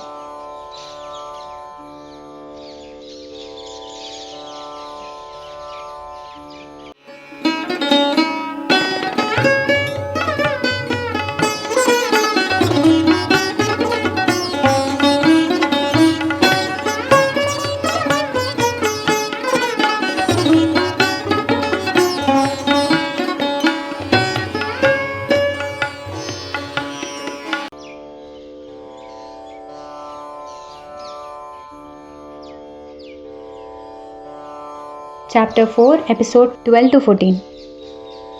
Bhrigu Muni curses Bhagwan Vishnu, regeneration of Bhrigu patni, Shukracharya's mother, and return of Shukracharya. Vyasji says, seeing the horrible death of his wife, Bhrigu Muni was filled with a burning rage. His body shook with anger and grief. He went before Sri Vishnu and said, "You are the fount of pure knowledge. Still you committed a despicable act of killing a Brahmin's daughter. It is well known that you are Sattva-guni. Brahma is endowed with Rajoguni and Shankar is Tamoguni. Then what caused you to become tamasic? An innocent woman should never be killed. How did you get involved in killing this woman? For this, I can only curse you. To protect Indra, you killed my wife. I therefore curse you to take many births on earth and suffer the pain and ignominy of remaining in different wombs." Vyasji says, because of that curse, Sri Vishnu descends on the earth from time to time. King Janmejay asked, after the death of his wife, how did Mahatma Bhrigu continue his life as a householder? Vyasji says, after cursing the Lord in anger, Bhrigu Muni picked up the head of his wife, placed it on her neck and said, "O Devi, you were killed by Vishnu, but I am now bringing you back to life. If I have knowledge of the dharmas, and if I have lived a pure and holy life, then by my truthfulness, let this Devi come back to life. This is the test of truth. Let all the gods be witness to my powers." He sprinkled holy water on the body and pronounced these words, "If I am righteous, virtuous, truthful, moral, well versed in the Vedas, and a true tapasvi, then may you come back to life." Vyasji says, no sooner did he sprinkle the water than life returned to the body of his wife. She sat up and smiled happily. Her face was filled with grace. To the onlookers, it seemed as if she had awakened from sleep. Everyone praised them and blessed them. Indra and all the Devas who watched were filled with wonder. Indra said, "Here, Bhrigu Muni has brought his virtuous wife back to life, and there Shukracharya is performing severe austerities to obtain a mantra. Once he gets it, I wonder what he will do." Vyasji says, "O king, Indra was so full of fear that he spent sleepless nights. Then he got an idea and went to his daughter Jayanti and said, 'Daughter, Shukracharya is a great ascetic. I have given you to him. Dear daughter, go to him, serve him, please him in every way, and get him under your control. Please do this for my sake." She was very beautiful and an obedient daughter. She left for the ashram of Muni Shukracharya. When she reached, she saw the Muni in deep meditation, inhaling smoke. She remembered her father's request and began to minister to the Muni. She broke off a banana leaf and fanned him. Then she kept a container of cool water close to him. In it, she had dissolved fragrant substances. During the day, she made a tent of cloth to shade him from the sun. She looked after him just like a wife. She brought sweet, ripe fruits as prescribed in the Shastras, kusha grass as long as the span between thumb and forefinger. Never did she show fear, nor did she try by word or gesture to disturb his tapasya. She served him devoid of anger and in complete celibacy. She had a melodious voice, and softly she used to sing his praises. When he woke up in the mornings, there was always water for his ablutions. In this way, she looked after all his comforts for 1,000 years. On completion of his tapasya, Sri Shankar was very pleased and said, "O son of Bhrigu, whatever exists in this universe, whatever you see with your eyes, and whatever cannot be described in your words, you will be the Lord of all this and the conqueror of all. No creature can kill you. You will be the ruler of all beings and will be considered the best of all Brahmins." Then Sri Shankar vanished from his sight. Shukracharya spoke to Jayanti, "O beautiful one, who are you? Who is your father? What is your wish? Why have you undertaken this difficult life? What is your purpose and what do you desire? O beautiful maiden with lovely eyes, tell me. I am prepared to grant you the most difficult boons. I am pleased." Hearing this, Jayanti's heart filled with joy. She said, "Lord, by your powers you can guess my wish." Shukracharya said, "Yes, I am aware, but still you have to express the wish yourself. I am pleased with your care and I am bound to grant your desire." Jayanti said, "Brahman, I am the daughter of Indra. My name is Jayanti. My father has given me to you. Please honor and accept me." Shukracharya said, "You can stay here for 10 years. Vyasji says, saying this, he took her hand and took her into his house. He married her and lived with her for 10 years in the shade of Maya, unseen and unobserved by any living thing. The Daityas heard that Shukracharya had successfully completed his tapasya and had received the boon from Sri Shankar. They went to his ashram to meet him, but could not see him as he was with Jayanti. They were very disappointed and began to wander around aimlessly. Indra approached his guru Brihaspati and asked what step he should take next. Since Shukracharya had covered himself with Maya and was not visible to anyone, Brihaspati decided to go to the Daityas disguised as Shukracharya. All the Daityas thought he was Shukracharya and gave him a big welcome. He told them that he had received the mantra and would teach it to them. He also advised them to perform tapasya themselves and please Sri Shankar. The Daityas were overjoyed and agreed to everything. Janmejay said, "O great Muni, please tell me what the disguised Brihaspati did and when the real Shukracharya finally came." Vyasji says, Brihaspati used Maya and became Shukracharya. The Daityas accepted him without any suspicion. They trusted him completely. The Daityas were extremely selfish. Greed blunts the intelligence. After the completion of 10 years, Shukracharya began to think of the Daityas. He thought, they must be eagerly awaiting my return. They are devoted to me and I must guide them and free them of fear of the Devas. He spoke to Jayanti, "O one with beautiful eyes, the 10 years that I had to spend with you are over. My devotees, the Daityas, are waiting for me. I must go and instruct them. I will try to return to you as soon as possible." Jayanti was aware of all protocols. She did not wish to obstruct the Muni and sent him peacefully on his way. When Shukracharya reached, He saw Brihaspati sitting with all the Daityas around him. He was teaching them wrong procedures and rituals. Shukracharya was shocked. He knew that Brihaspati bore enmity towards him, but he was amazed that he was misguiding the Daityas. Greed is the root cause of sin. It is despicable. It exerts so much temptation that even a guru like Brihaspati has stooped to tell lies.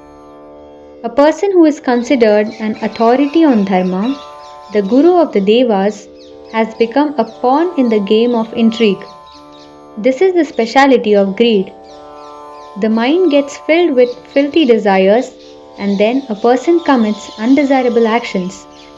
That is why this foremost of rishis is indulging into deceit and befooling my sishyas. They too are so gullible. Vyasji says, thinking all this and with a smile on his face, Shukracharya approached the Daityas. O Daityas, this is Brihaspati who has disguised himself. How did you allow him to deceive you? I am Shukracharya.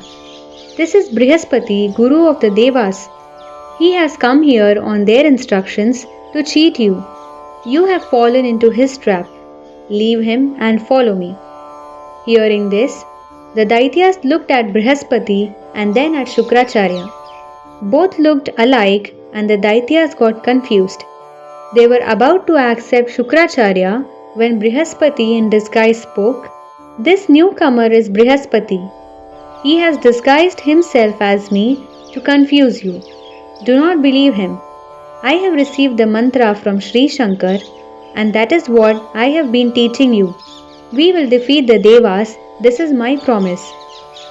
The Daityas began to believe this falsehood and in spite of appeals from the real Shukracharya, they decided to accept Brihaspati. He had been with them for 10 years and had fully convinced them. They asked the real Shukracharya to leave. The Daityas were dull and foolish. They were rude and disrespectful to their real guru. Then Shukracharya became angry. He cursed them. In spite of my appeals and advice, you have disowned me. As the fruit of your actions, you will suffer great defeat and calamity. You showed me disrespect, and very soon you will suffer. Then you will realize the falsehood of this man. Vyasji says, saying this, Shukracharya left in a temper. Brihaspati was full of glee. He stayed on for some time. Then fearing the curse of Shukracharya, he left the place. On the way, he reverted to his original self. He went to Indra and said, I have done your job. The Daityas have been cursed by Shukracharya and abandoned by me. They now have no support or protection. Let all the Devas get ready for battle. The Daityas are in a very critical situation created by me. Indra could not contain his joy on hearing this news. All the Devas roared with laughter. They praised Brihaspati. Then they discussed their war strategy and went to face the demons. They were full of zeal and impatient to start the war. The Daityas realized that they have been tricked by Brihaspati. They began to speak to each other. Shukracharya is our most revered guru. He has left in anger. Brihaspati succeeded in befooling us. Now what shall we do and where shall we go? How can we appease our guru and obtain his forgiveness? They went to Shukracharya and bowed at his feet. Then they stood there in silence. Shukracharya looked at them. His eyes were red with rage. He said, O Shishyas, I have tried to convince you in many ways, but you were so wrapped up in the Maya of Brihaspati that you ignored my words, which were for your benevolence. You were disrespectful and arrogant, and defiled the purity of my words. For the sin of insulting your Guru, you are now suffering. Go to that person who deceived you for the sake of the gods. I am not a fraud and impostor like Brihaspati. Vyasji says, as the Guru was scolding them, their king Prahlad caught his feet and began to pray. Prahlad said, Most revered Shukracharya ji, we are your Shishyas and we are here at your service. We are in great difficulties. Please do not abandon us. We are like your children. While you were away, the cunning Brihaspati came in disguise and deceived us that it was you who had returned.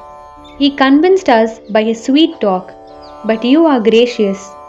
You will not get angry over a mistake that was committed in ignorance.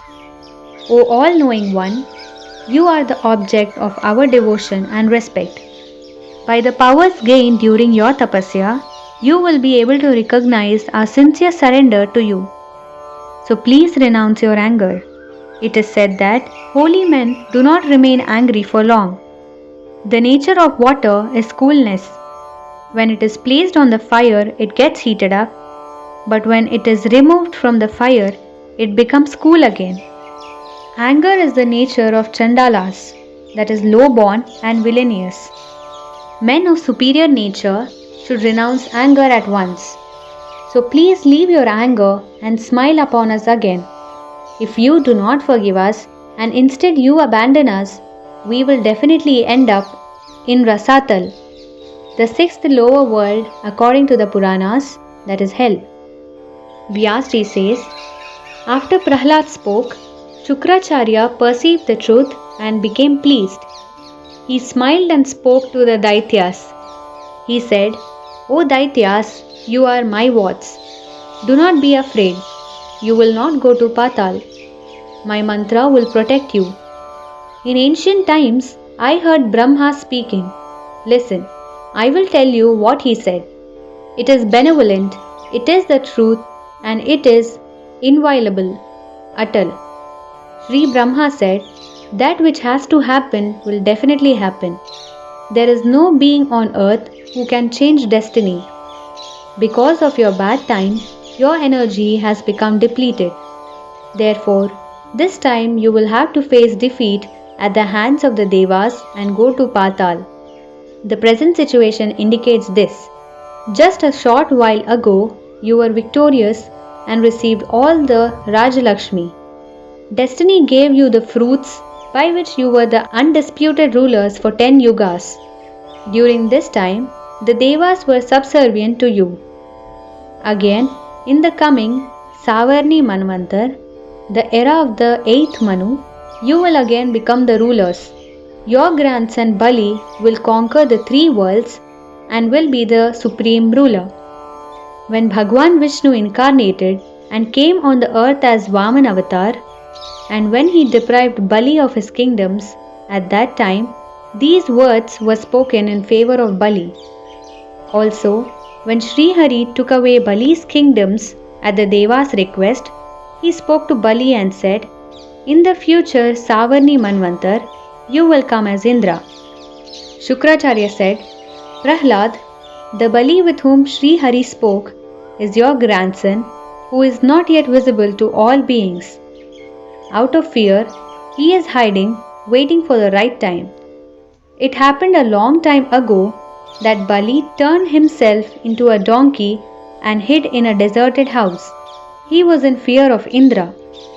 Just then, Indra came there and shouted out, O leader of the Daityas, why are you in the form of a donkey? You are king of all the 3 worlds and head of the Daityas. O Ishwar of the Rakshasas, aren't you ashamed to be a donkey? Bali answered, what is there to be ashamed? The Lord, Bhagwan Vishnu, had himself assumed the form of a fish, Matsya avatar.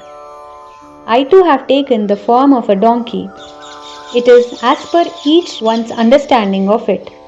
At one time you also tried to escape Brahma by hiding in the stalk of a lotus. I too am in hiding. O Indra, when one is governed by fate, there is no shame or sorrow or happiness. It is all the same. The truth is, destiny is free to act as it deems fit. Shukracharya says, in this way, Bali and Indra had a profound talk. Their minds became satisfied and peaceful. Each went his own way. I told you this story to prove that gods, humans and Daityas are all governed by fate.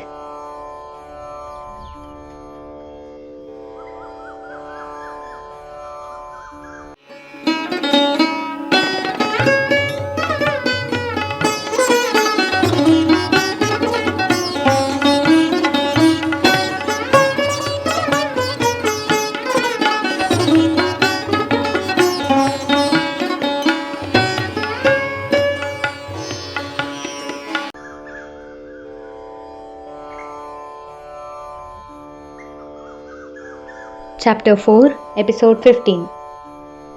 War between the Devas and Danavs. Intervention by Devi. Vyasji says, Shukracharya was a great soul. Hearing him, Prahlad was very pleased. He realized that the Devas were very powerful. He called the Daityas and said, if we enter into war with the Devas, we cannot win. But the ambitious Daityas became vain and said, it is imperative that we fight. We do not believe in destiny. Those who are afraid of exertion support this belief in destiny. Who has seen fate? Where has it been seen? How does it look? And who has made it? It is just a mental projection. And that is why we will assemble an army and go to war. O King, your knowledge is pure. Please do us the favor of leading us, we will do the rest. Prahlad was capable of destroying any opponent. On the request of the Daityas, he became their commander.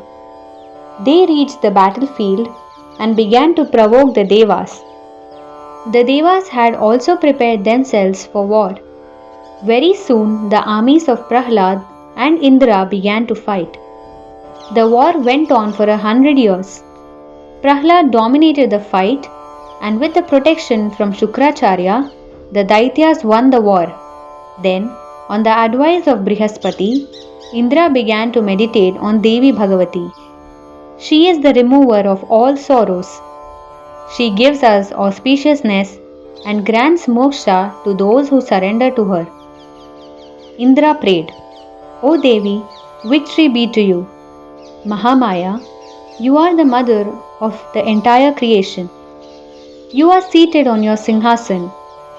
You hold in your hands Trishul, Shankh, Chakra, Mace and Sword. It is your nature to give protection to all who seek it. Shri Mother, obeisance to you. The whole universe acknowledges your supremacy. The 6 schools of philosophy and the 10 tattvas come from you. Mahabindu is your form. You are verily the Mahakundalini.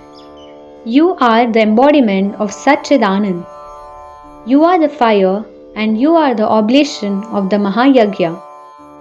You are effulgent like the flame of a Deepak. I offer you my pranams. O Mother, you are the Panchakoshatmak, the 5 receptacles within the body. You are the joy-giving Brahmaswarupini. You are praised in all the Upanishads. Mother, oblige us by being pleased. Jagadambe, we have become weak. We have no energy. The Daityas have defeated us. O Devi, you are generous to those who come to your lotus feet. Please save us from this calamity. The whole world is aware of your Shakti. O Devi who cuts the knots of difficulties, all the Shaktis are within you. Those who meditate upon you get eternal joy. And those who separate their attention from you suffer trials and tribulations. Those holy souls who desire moksha and are free of ego meditate upon you and successfully cross the ocean of illusion. Devi, you are the mother of the universe. All sorrows vanish in your presence. You assume the form of Kala for the dissolution of the creation. With our ordinary and limited brains, how can we comprehend you? Even the gods like Brahma, Vishnu, Mahesh, Surya, Indra, Yama, Varun, Agni, Pavan and the Vedas are not able to adequately sing your praises. Only those can be considered blessed and fortunate who worship you in their hearts. They are free from the afflictions and agonies of this world and are immersed in the deep ocean of joy and Niranand. O Devi, those unfortunate beings who do not know you can never cross this ocean of illusion and are forever caught in the cycle of birth and death. And then there are those most blessed and fortunate beings who feel the divine cool breeze of Chaitanya flowing over their heads, who are given opportunities of enjoying collectivity and who have everything available for their ascent. Surely in their previous births they have worshipped you with precious materials and pujas. The person who is honored by all, who rides a most wonderful elephant and who has great kings as his allies, I do believe that he also must have worshipped you in the past. Vyasji says, Indra prayed thus, and very soon Bhagavati Bhuvaneshwari appeared before him. She was seated on a lion. She had 4 arms and was holding Shankh, Chakra, Gada and Padma. Her eyes were most beautiful. She wore red garments. Heavenly necklaces adorned her. She was pleased and her face was radiant. She spoke in wonderful tones. Devas, do not be afraid. I will grant you success. Then she moved on her Durga Vahana and went where the ego-intoxicated Danavs were standing. When they saw her approaching, they were filled with fear. They said to each other, Now what shall we do? It is certain that the Devi has come after consultation with Bhagwan Narayan. This is the same Shakti who killed Mahishasura as well, and Chanda and Munda. This is Bhagavati Jagadamba, whose slanting gaze destroyed Madhu and Kaitab. Now she has come to destroy all of us. Prahlad advised them not to fight but to run away from there. Still the Danavs were confused. Then sage Namuchi spoke. We are in a situation where this Jaganmata will get angry with us and definitely destroy us. Then he turned to Prahlad and said, It is better to avoid pain and death. Let us immediately sing the praises of the Shakti and take her permission and go back to Patal. Prahlad said, I will start the stuti immediately. She is Mahamaya. Creation, preservation and dissolution are her play. She is the mother of the entire universe. Protecting bhaktas is her nature. Vyasji says, Prahlad was a devotee of Bhagwan Vishnu. He knew how to obtain divine protection. He humbly folded his hands, bowed his head and began stuti to the Devi. I worship that goddess who wears the whole creation as a garland. I salute that Devi who is the origin of creation and the embodiment of Hirim. This moving and non-moving creation is born out of you. Those who appear to be the creators, preservers or destroyers have also emerged from you. Devi, praise be to you. Mahamaya, you are also called the matrix of the entire creation. Devtas and Danavs are both your creation. Then why this discrimination? A mother can have children who are either good or bad, but it does not make any difference to her love. So please do not differentiate between the Devas and us. No matter how the Danavs are, they are after all your children. Because in the Puranas, you have been described as the mother of the universe. Just like us, the Devas are also selfish. There is no difference between them and us. But whatever conflict has arisen is due to our spiritual ignorance. Just as we are attached to our wives and children, so also the Devas are attached to their families. Then where is the difference between the Devas and the Danavas? They are also the descendants of Kashyapji. Then why, O Mother, do you feel differently towards us? Shri Mata, when the whole creation has been born of you, then you must treat the Devas and Danavas equally. According to the permutations and combinations of the gunas, the Devas and Danavas came into existence. Then why are the Devas, who are a storehouse of gunas and have a body, more dear to you than we are? Lust, anger and greed are present in all beings. No one can be consistently tranquil and peaceful. It is possible that this conflict between the Devas and Danavas is part of your Leela, and it is you who have sown this seed of discord. You who are the source of dharma and pure knowledge. We are all aware of dharma and glory, but it is the pursuit of pleasures that causes us to fight constantly.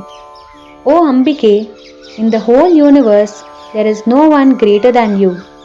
All the Danavas are at your lotus feet.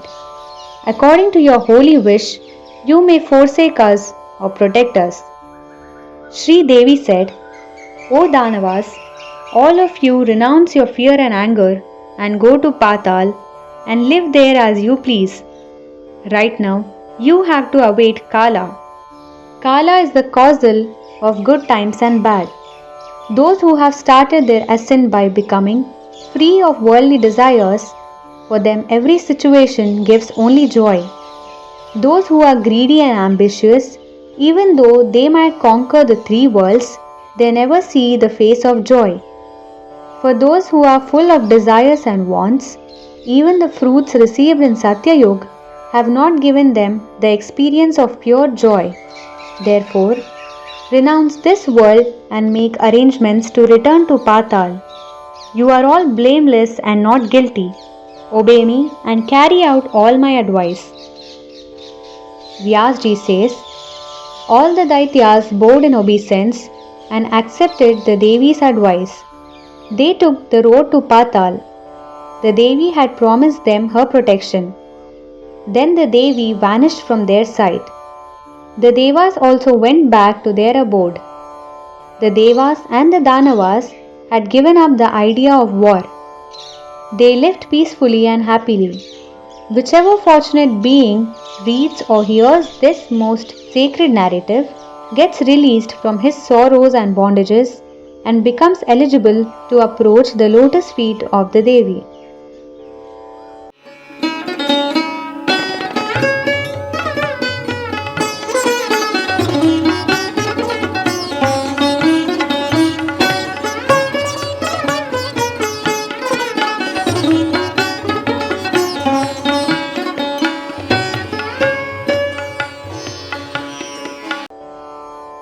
Chapter 4, Episode 16-17. On the request of Janmejay, Vyasji describes the various avatars of the Lord. King Janmejay asked, Munivar, all the actions of Bhagwan Vishnu are marvelous.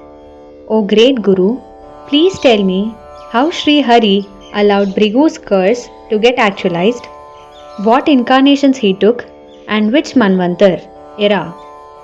You who know all the mysteries of Dharma, O Brahmin, please tell me these events which destroy all sins and grant happiness to those who hear it. Vyasji said, Listen, O king, I will tell you all about the Manvantars and the eras in which Bhagwan Sri Hari took incarnations. During the era of Chakshush, the sixth Manu, the Lord took the Dharmavatar. He was born in the house of Dharam as his sons Nar and Narayan. In the Manvantar of Vaivasvat, one of the sons of the sun, during the second Chaturyug. A Manvantar has 4 yugas. He came as the son of Atri. That was the Dattatreya incarnation. Atri's wife Anasuya had asked for a boon that the Trinity, Brahma, Vishnu and Shankar should become her sons. To fulfill this, he incarnated in their houses.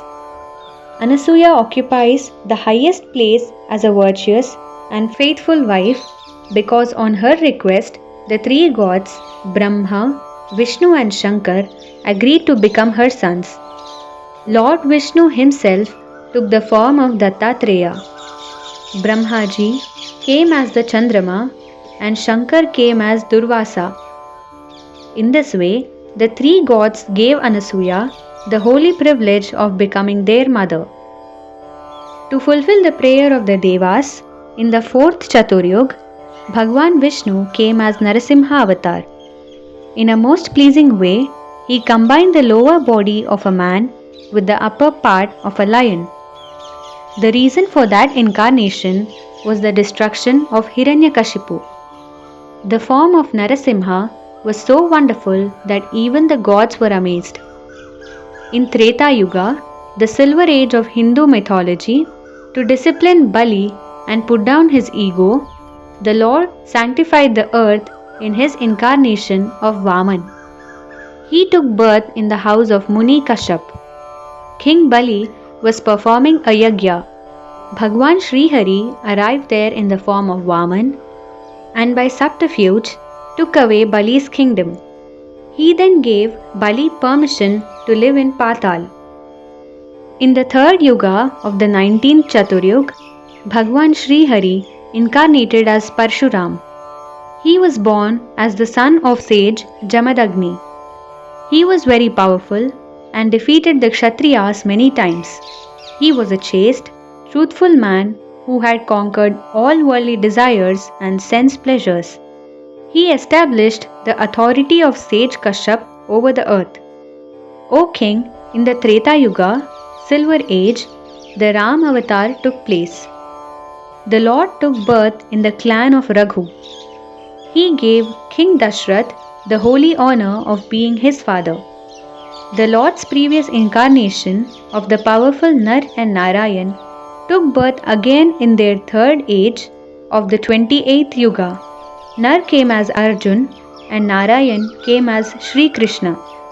The Lord suffered many indignities and difficulties to rid the world of negative forces. He caused a great war to be fought in Kurukshetra. King, in this way, in every yuga, the Lord takes various incarnations.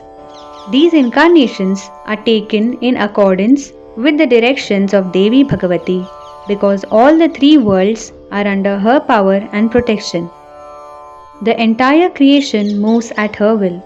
To please the primordial being, Paramatma, she is constantly engaged in the play of creation. Parabrahma, the God Almighty, existed before the creation. He is all-pervading. He is indestructible.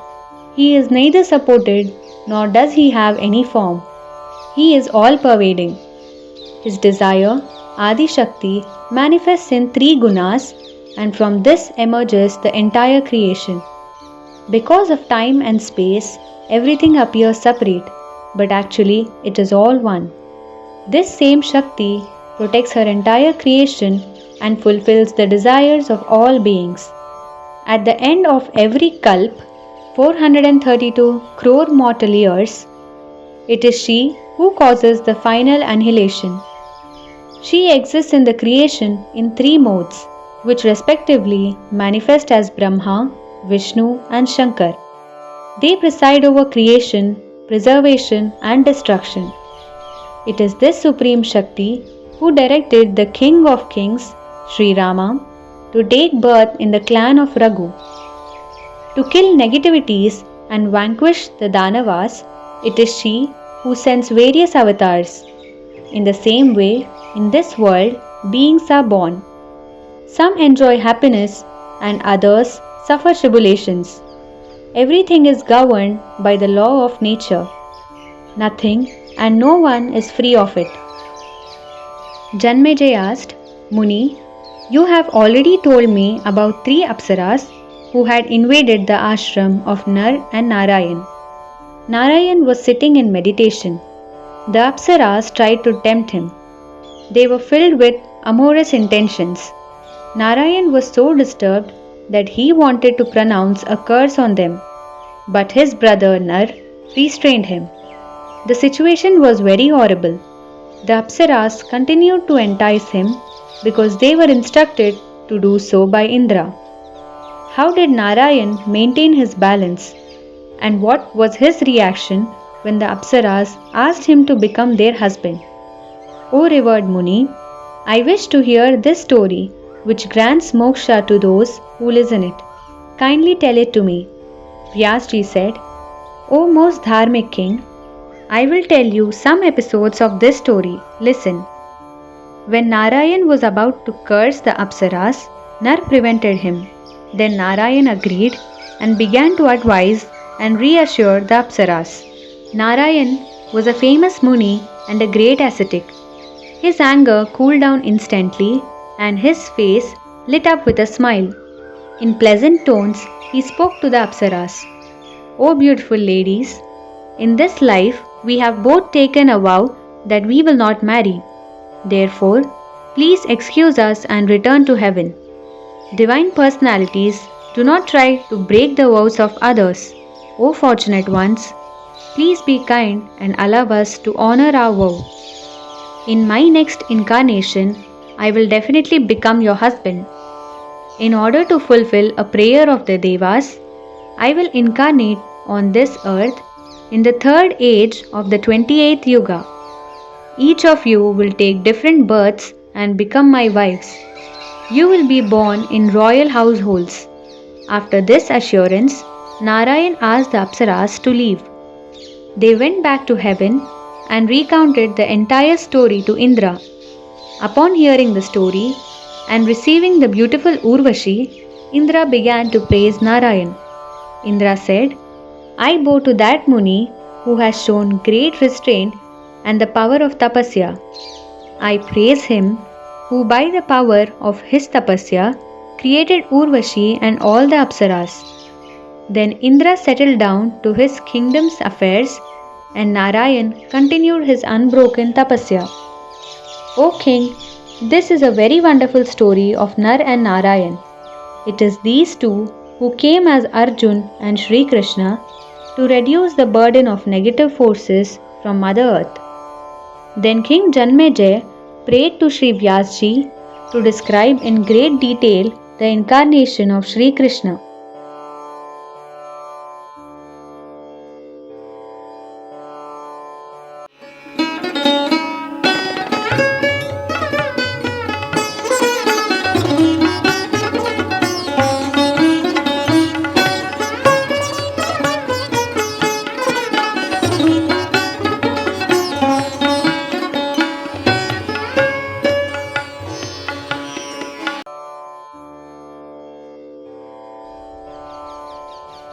Chapter 4, Episode 18-19.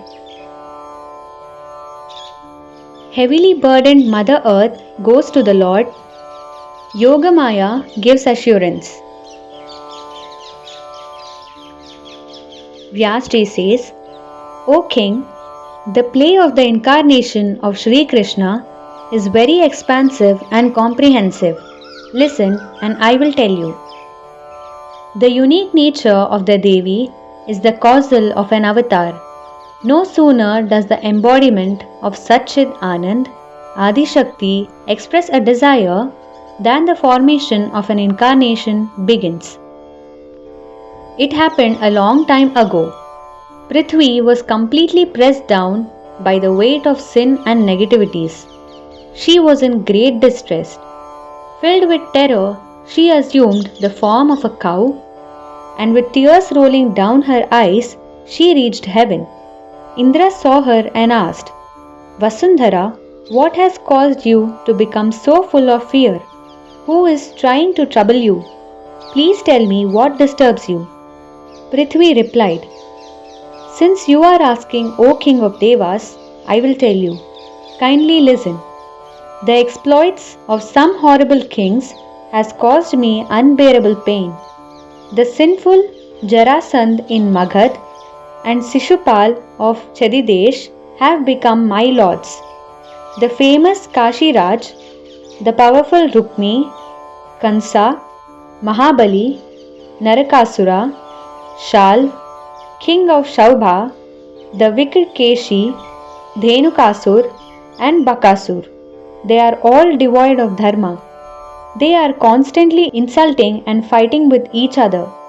They are arrogant and ambitious and evil omens of destruction. The weight of their sins is too heavy to bear and I have no energy left. I don't know what to do and where to go. King of Devas, you are aware that once before such a calamity came upon me. The most powerful Sri Hari incarnated as a boar and delivered me from my troubles. At that time, the horrible Hiranyaksh, son of Kashyap, had stolen me and immersed me in the deep ocean. Sri Vishnu took the form of a wild boar and killed Hiranyaksh, and brought me out of the water. He also made arrangements for my stability. Otherwise, I would have been in Patal in deep slumber. O Devesh, I can no longer support these sinful kings.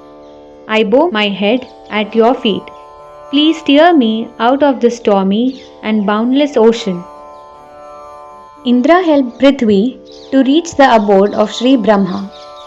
He in turn took her to Bhagwan Vishnu. The heavenly hosts also accompanied them, and when they reached the abode of Sri Vishnu, they began to chant praises from the Vedas. They were filled with humility and bhakti. Brahma said, Prabhu, you have 1,000 heads. You are adorned with 1,000 eyes and feet.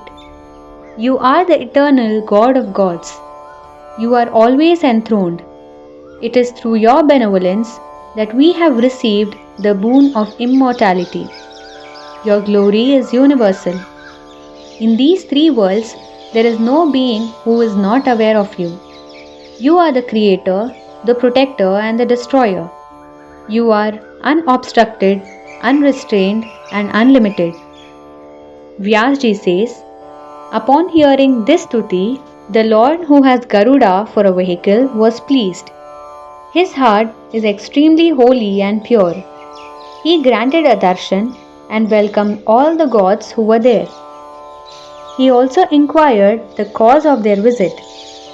Brahmaji bowed and said, Janardhan, Prithvi is very sad and distressed. As the protector, you must help her and remove all her burdens. O compassionate one, it is almost the end of Dwapar, third of the 4 ages. May it please you to descend upon the earth, kill all the demonic kings, and free Mother Earth from the weight of their aggression. Bhagwan Vishnu said, in the present situation, I am completely subdued and dependent. Not only I, but Brahma, Shankar, Indra, Agni, Yama, Tvashta, Surya, Varun are all in bondage. This entire universe is under the control of Yogamaya, illusionary power. This Yogamaya decides at her own free will, and we just carry out the work like assistants. She has complete sway over all things. Vyasji says, after saying this, Sri Vishnu began to tell Sri Brahma about that Maya that captivates all and prevents them from perceiving the God Almighty Parabrahma. Sri Vishnu said, we are so overwhelmed by Maya that we cannot even meditate upon Parabrahma. That Almighty Being is the embodiment of peace. He is Sat Chit Anand. He is eternal. His Shakti is extremely powerful, profound, and stupendous. When the creation was about to start, you had a glimpse of this Shakti in the ocean of nectar.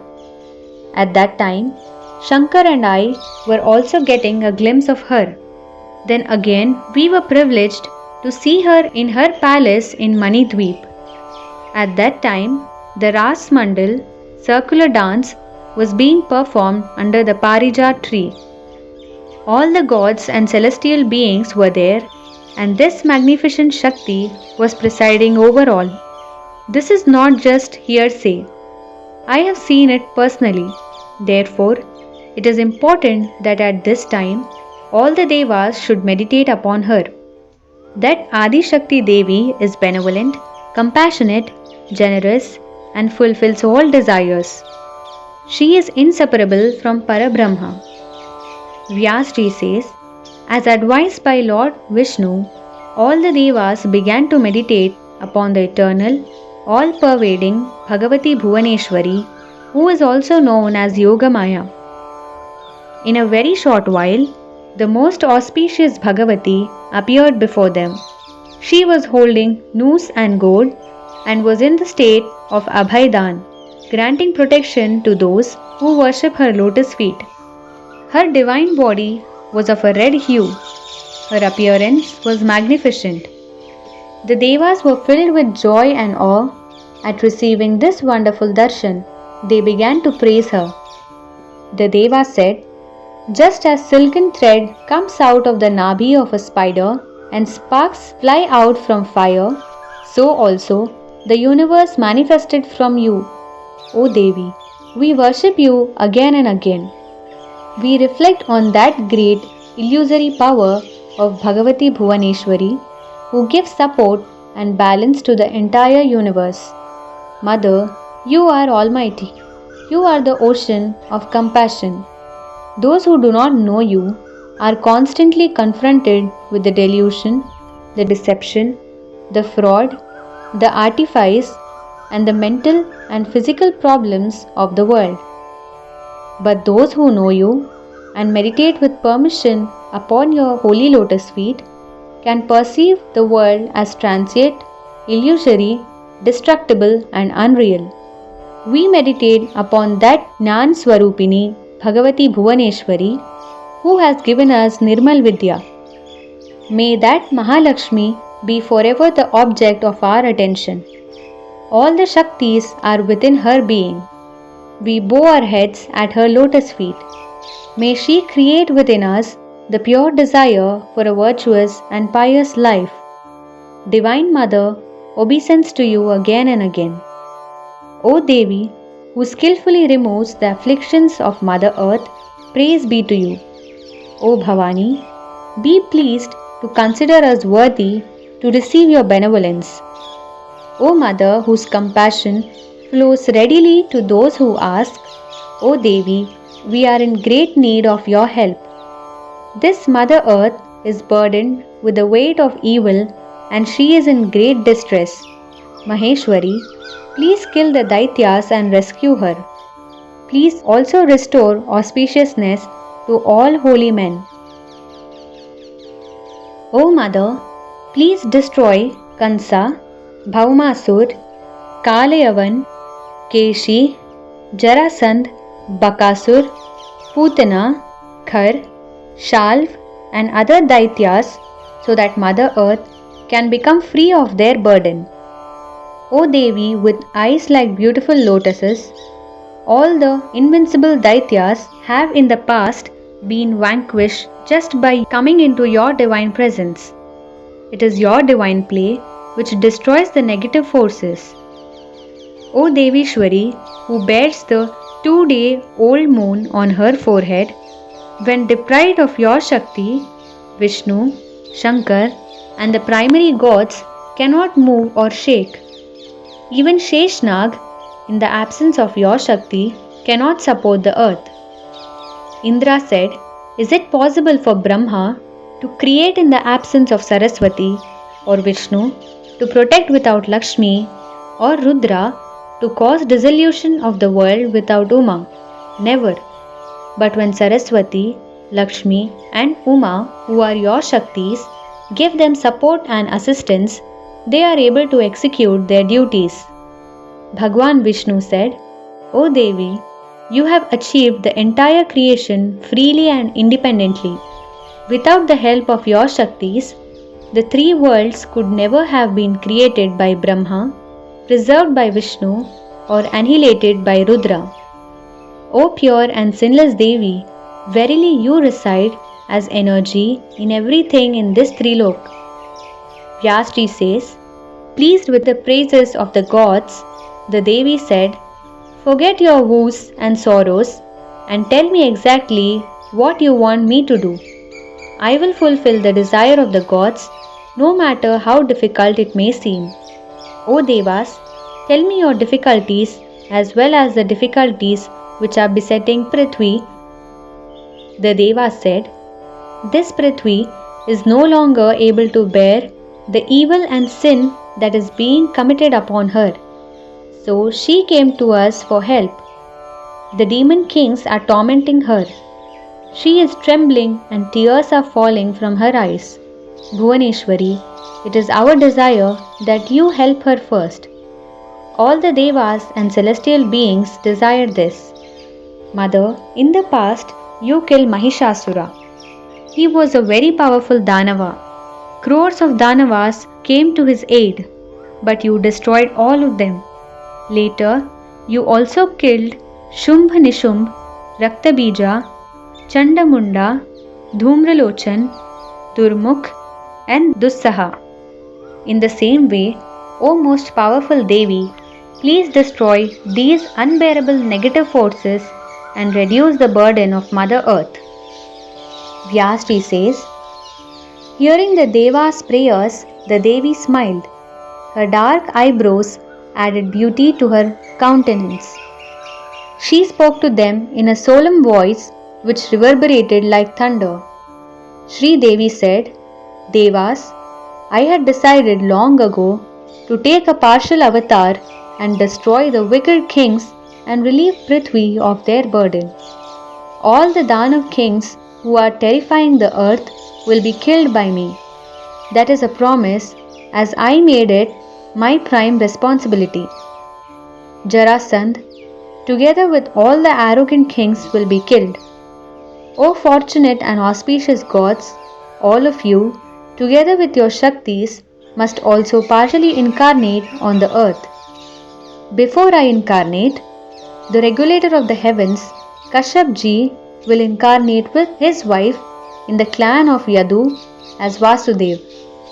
In the same way, the indestructible Bhagwan Vishnu, in accordance with Bhrigu Muni's curse, will do humanity the favor of incarnating as the son of Vasudev. In the same Gokul, I will be born of Yashoda. Through me, all your desires will be fulfilled. Vishnu will take birth in a prison. Then I will make arrangements for him to be taken to Gokul. The transfer of Sesh from the womb of Devaki to that of Rohini will also be accomplished by me. With the energy of my Shakti, both of them will engage in the destruction of the evil forces. By the time Dwapar, third of the 4 ages, ends, all the evil kings will be destroyed. It has been already decided. Sakshat Indra will incarnate as Arjun and will destroy the powerful armies of the enemy kings. A part of Dharam will incarnate as Yudhishthir. Vayu will incarnate as Bhimsen, and the Ashwini Kumars will incarnate as Nakul and Sahadev. From Vasu will incarnate Bhishma, who will completely destroy the Rakshas Sena, armies of the demons. Now all the Devas should return to their abodes, and Prithvi should wait fearlessly for all these things to happen. I will certainly remove the burden from Mother Earth. All the Devas are just the efficient cause. The entire responsibility of execution will rest on my Shaktis. There is no doubt in this. I will descend on the Kurukshetra battlefield as I am the mistress of the science of wars and battles. I will completely annihilate all the Kshatriyas as they are full of evil tendencies. Because they have coveted the possessions of others and made them their own, because they are over ambitious to conquer all, and because of their indulgence into lust and greed, the entire Yadav clan is going in for dissolution.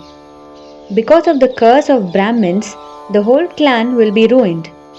To fulfill the curse, Bhagwan will relinquish his body. So, now all of you assist Bhagwan Vishnu by incarnating with your wives and take birth in Mathura and Gokul.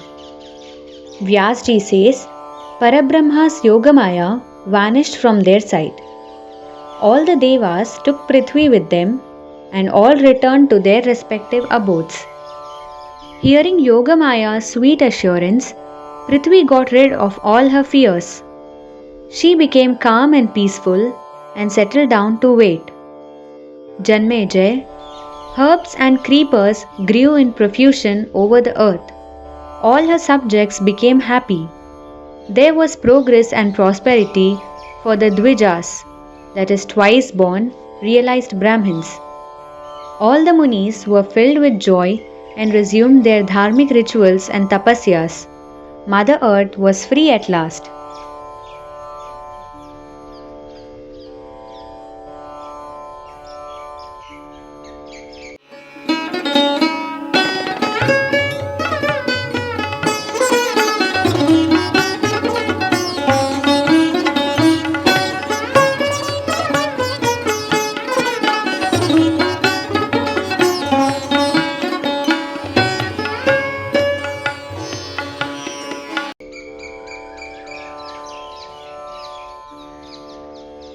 Chapter 4, Episodes 20-21.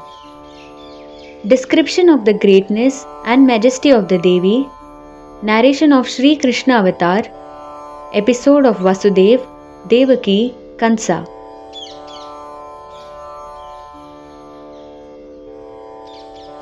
Vyasji says, Janmejay, I will now tell you about the release of Prithvi from the burden of demon kings and the destruction of the military forces at Kurukshetra and Prabhakshetra, a place of pilgrimage in western India, by Yogamaya.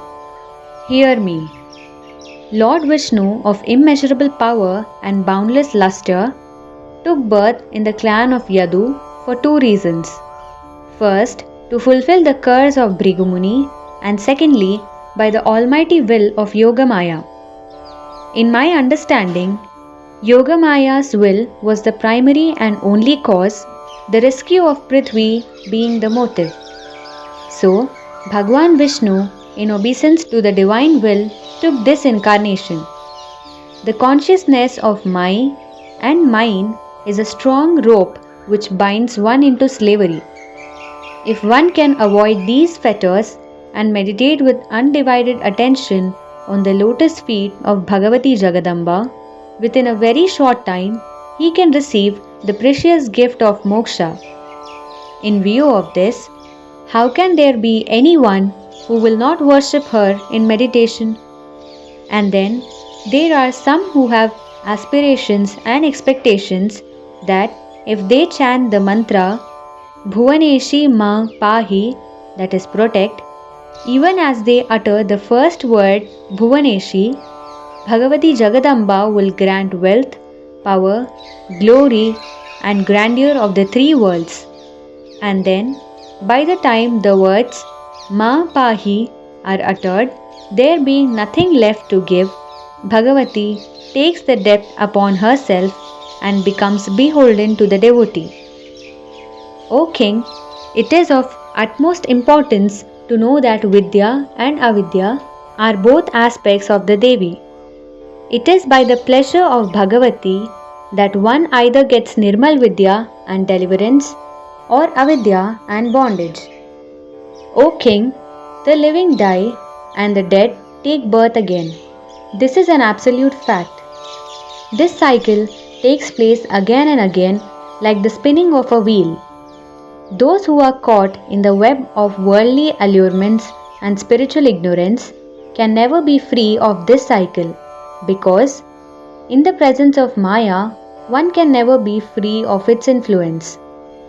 O King, to take birth at an appointed time during creation and to die at the appointed time during dissolution is an irreversible law. Brahma and all the gods are also subject to this rule. Whatever has become the cause of the way, a person has to die. That is the way he will die. Whatever fate has determined, only that will happen. Old age, disease and happiness and sorrow, whatever has been destined has to be experienced. There is no one in this universe who can add or deduct anything.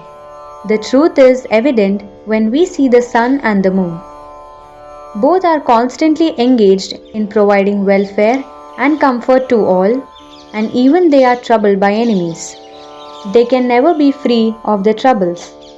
Do you know, O King, that Shani, Saturn, son of Surya, was afflicted with consumption, and Chandrama, moon, lives forever with a blemish? This proves that the greatest of great beings cannot change the course of destiny. O blessed one, Yogamaya is extremely powerful.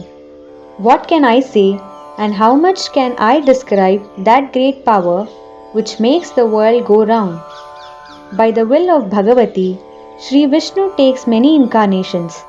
In every avatar, he plays various kinds of Leela.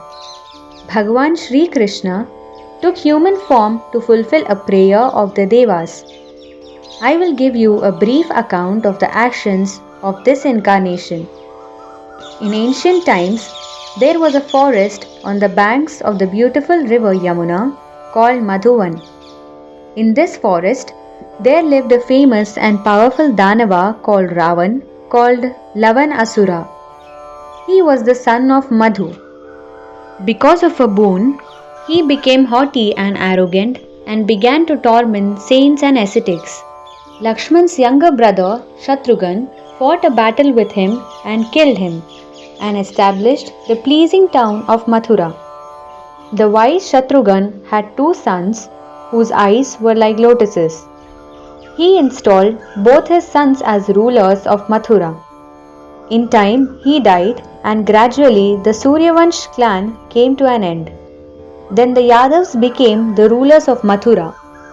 All this happened a long time ago. One of the descendants of Yayati was Shursen. He became the king of Mathura and the owner of all the wealth of that kingdom. To fulfill the curse of Varuna, sage Kashyap took birth in the holy town as the son of the second Shursen. He was known as Vasudev.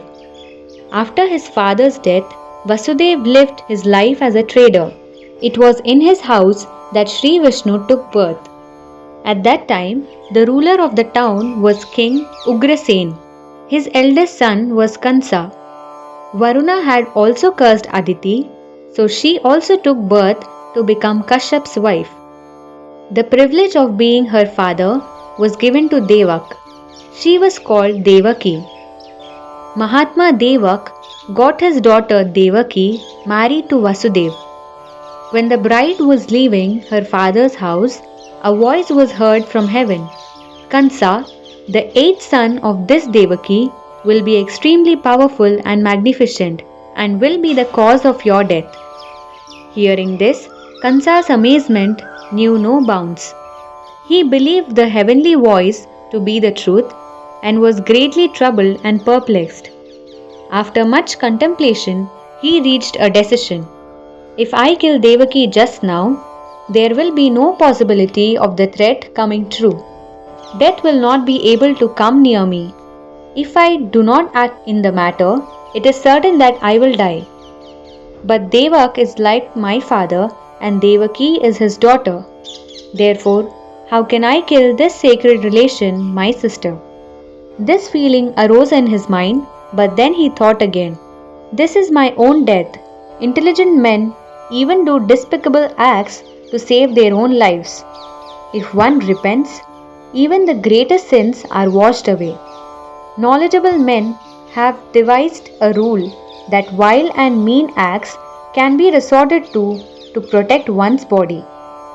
Having made his decision, Kansa picked up his sword and caught Devaki's hair. He raised the sword with the intention of killing the newly married Devaki.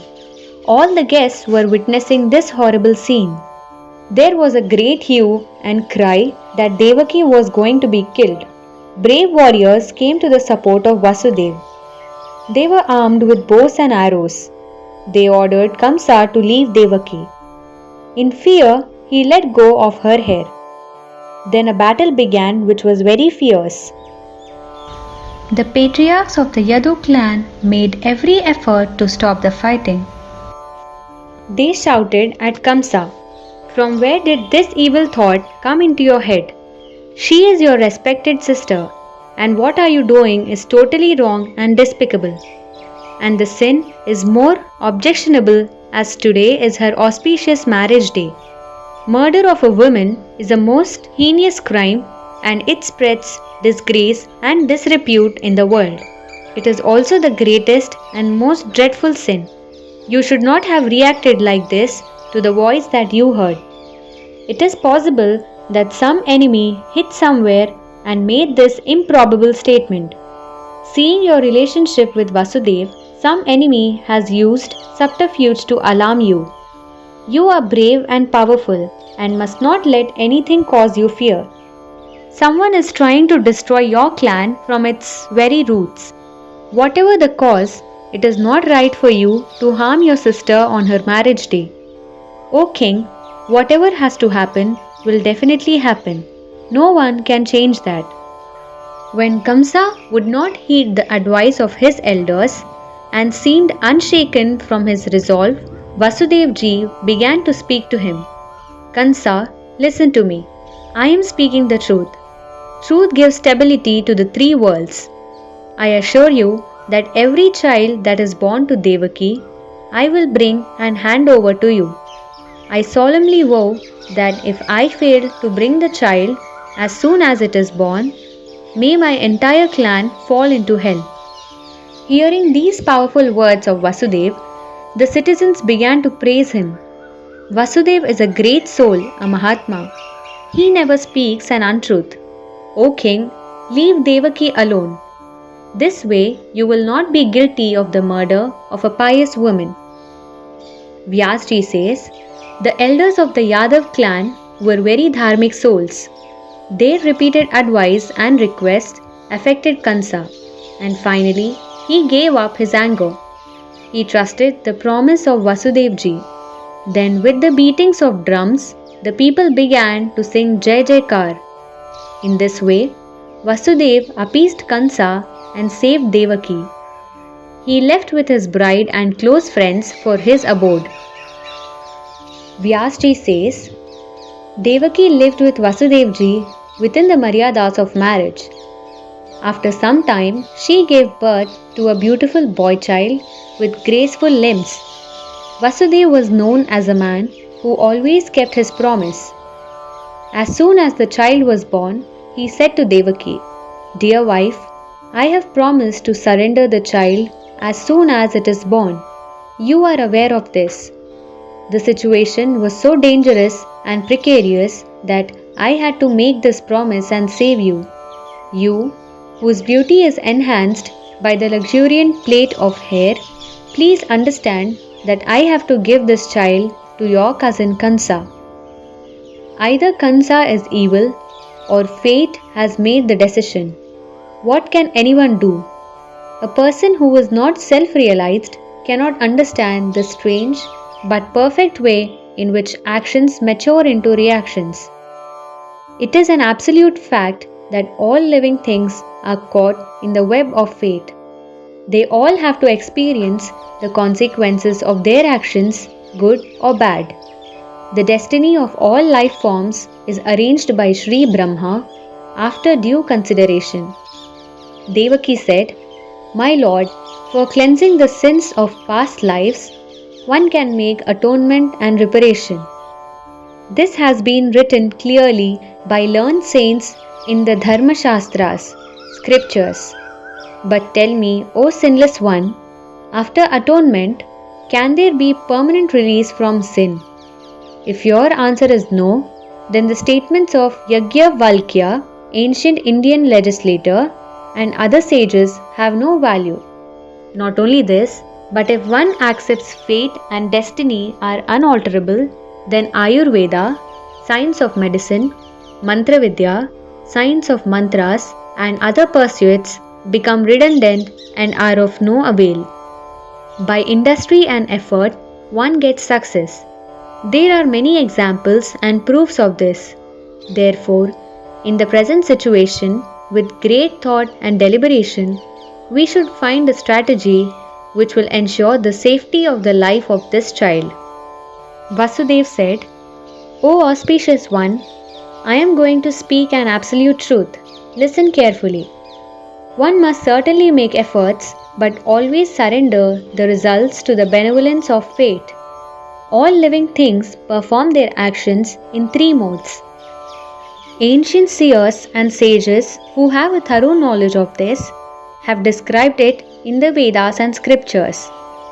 The three kinds of actions or deeds are which are collected or gathered, fated or destined, and of the present life. Good or bad karmas form the seed of birth of every living thing. All the past karmas produce their fruits, good or bad, and present themselves to us at a proper time. After shedding its body, the soul is dependent upon its karmas. Whether it will merit heaven or hell, whether it will get a divine, healthy body or a body full of torment and agony depends on his or her own karmas. Once he lives out his lifetime, he is again in a situation where his karmas become the cause of his next birth. When the soul combines with the gross body, then it endowed with consciousness and life. That is the moment he is linked with his gathered or accumulated karmas. Then the body enjoys or suffers, as the case may be. That every living being has to experience the fruits put forth by fate is unavoidable and irreversible. Very sincere penance and atonement can destroy the sins of the present life. If strict, persistent, and genuine repentance is done, then even accumulated or gathered sins can be wiped out in proper time. But the fruits or reactions which are brought upon us have to be endured and experienced. This is the absolute truth. Therefore, after careful deliberations, it is certain that this child of yours has got to be given to Kansa. By doing this, I will also be honoring my promise. Lies, which also causes slander, criticism, and defaming of others, is altogether forbidden. In this transient and impermanent world, Dharma is the only sustaining force. He who cannot speak the truth should consider this life as wasted, useless, and barren. Under the influence of untruth, if a man loses respect and esteem of society in this world, then how can he hope to get happiness and peace in the next? Therefore, O pure one, you gave this child so that I can hand him over to Kamsa. Devi, if we stand by the truth always, we will definitely be blessed in the future. In happiness or in sorrow, whatever the situation, man must always act righteously. By observing this path of dharma and truth, we will ultimately be blessed. Vyasji says, as per her husband's advice, Devaki very sorrowfully gave her newborn child to Vasudevji. While giving the child, the wise and spiritually strong Devaki began to tremble with grief. Vasudevji took the child and started his journey to the palace of Kansa. All along the way, the people sang his praises. The people said, brothers, behold this Vasudevji of high morals. Merely on the strength of a promise, he is going to give his child into the jaws of death. He is truthful in the highest sense, and he never speaks ill of anyone. He never criticizes, he never condemns. His life is truly meaningful and fruitful. Look at his admirable and marvelous act. Vyasji says, O king, everyone who saw Vasudevji could only praise him and bless him. He reached the palace and duly handed the child over to Kansa. That child was not human, it was a celestial being. Seeing Vasudevji so calm and peaceful, even Kansa was astonished. He took the child and laughed loudly. He said, Vasudev, son of Shursen, you are great. You have given me your child and proved to me that you are an honest and pious man. But this child is not my messenger of death. The heavenly voice named your eighth child as the cause of my death. It is not my intention to kill this child. Take him back to your house. O wise one, make sure that you give me your eighth child. Saying this, the wicked Kansa returned the child to Vasudevji. Vasudevji was overjoyed and started his journey back home.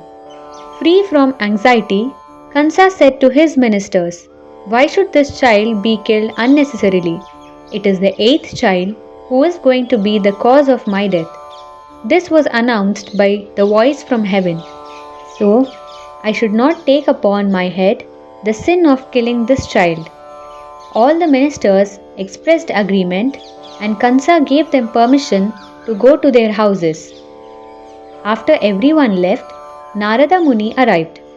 Kansa got up from his throne, welcomed Naradji, and offered him water to rinse his mouth and washed his feet.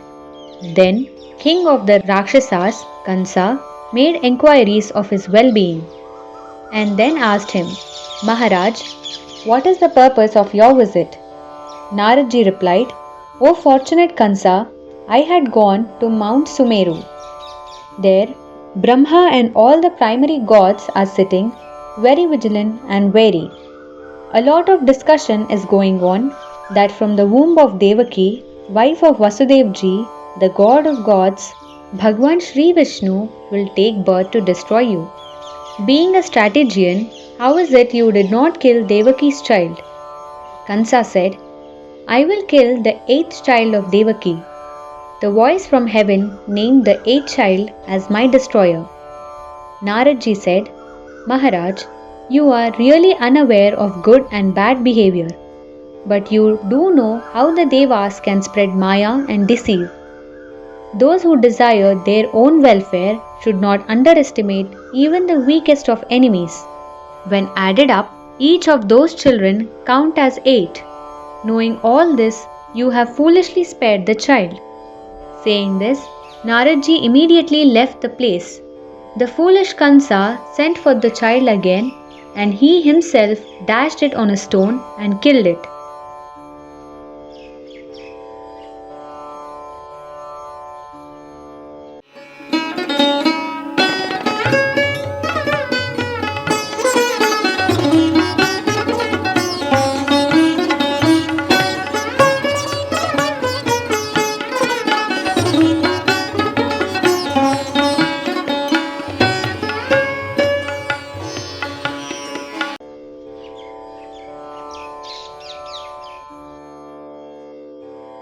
Chapter 4, Episode 22.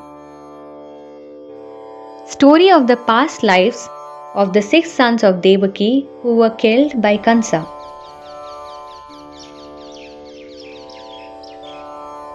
Janmejay asked, Dadaji, what horrific sin did this child commit in his previous birth to merit death at the hands of Kansa immediately after being born? And Naradji, who possesses religious wisdom, who is always engaged in the performance of religious acts, and who has a thorough knowledge of the Vedas, how could he indulge into provocation like this? Learned sages have said that he who commits the sin and he who incites one to commit the sin are both equally guilty. Knowing this, why did Narad Muni instigate the villainous Kansa to commit this crime? I am very confused. For what past action did the child suffer this consequence? Vyasji said, Naradji neither had the inclination nor the tendency to speak an untruth. He is a very pious and holy being. He is always instrumental in accomplishing the desires of the gods. It was for this purpose that he became the instrument to cause the 6 sons of Devaki to be killed as soon as they were born. They were sextuplent gods called Shatgarb. They had a curse on them and their deaths were inevitable. Therefore they were killed. Rajan, I will also tell you the reason for the curse. Listen, this happened during the era of Swayambhu Manmantar, the first Manu, that is primal man, who was born to Brahma. These 6 munis were the sons of the powerful and ancient sage Marich and his wife Urna. They were learnt in the Shastras. It happened one day that these 6 youths got amused and laughed at Brahmaji. For this disrespect, Brahmaji cursed them. You are not worthy to live here. Go to earth and take birth in the class of Daityas. O king, these sextuplets were born as sons of Kalnemi, maternal uncle of demon Ravana. In the next birth, they were born again altogether as the sons of Hiranyakashipu. But in their memory, the foresight and foreknowledge made them fear the cycle of rebirths. So, in that birth, they prudently and calmly settled into tapasya and meditation. This pleased Brahmadeva, and he appeared before them to grant a boon. Brahmaji said, O blessed ones, you are my favorite grandsons.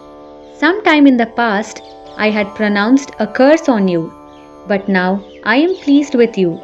You may ask for any boon you wish. Vyasji says, hearing this, the 6 boys were very happy.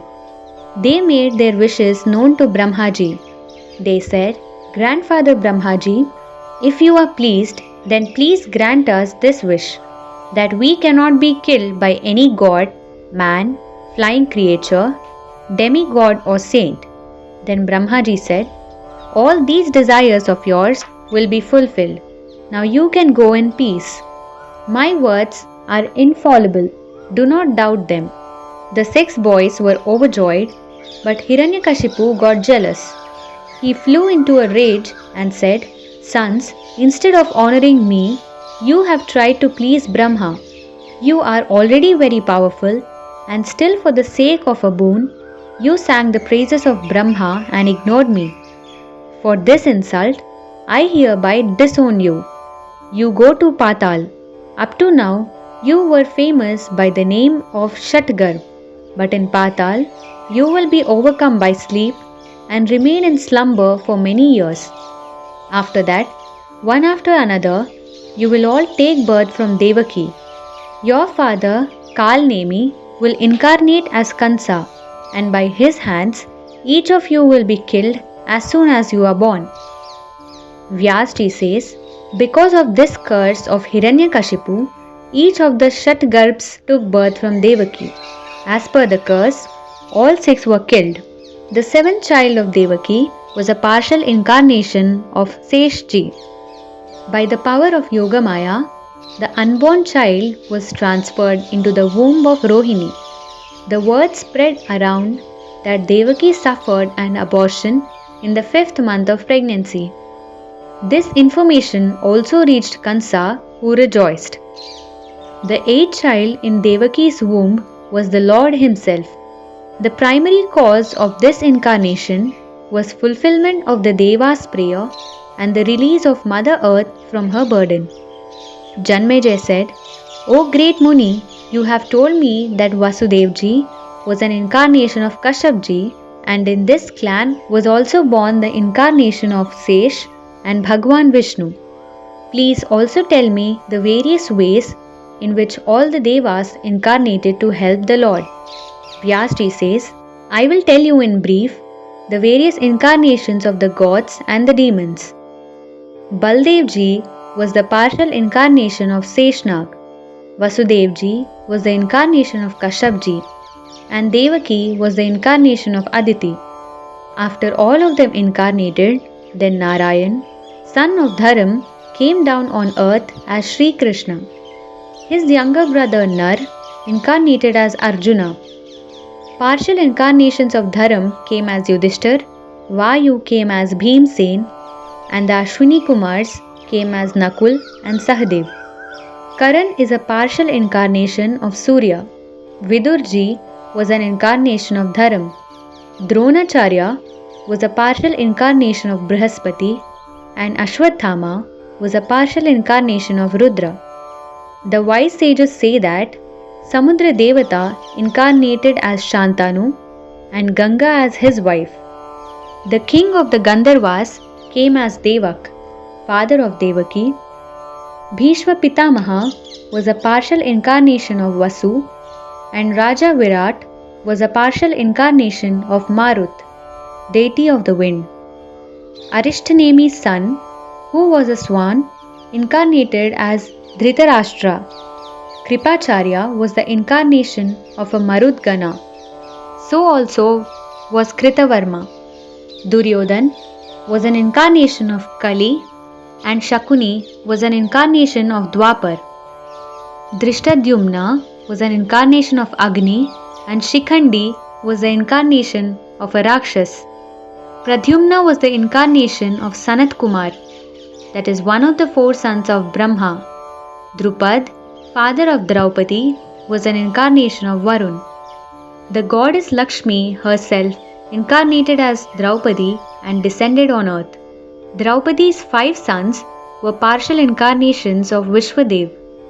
The Devis Siddhi, Dhriti and Mati incarnated as Kunti, Madri and Gandhari. Those who had the great good fortune of becoming the wives of Sri Krishna were divine maidens from heaven.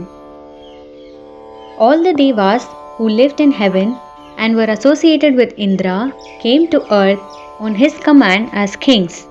Shishupal was an incarnation of Hiranyakashipu. The demon Viprachitti came as Jarasandh and Prahlad came as Shalya. Kalnemi came as Kansa. Haishira came as Keshi.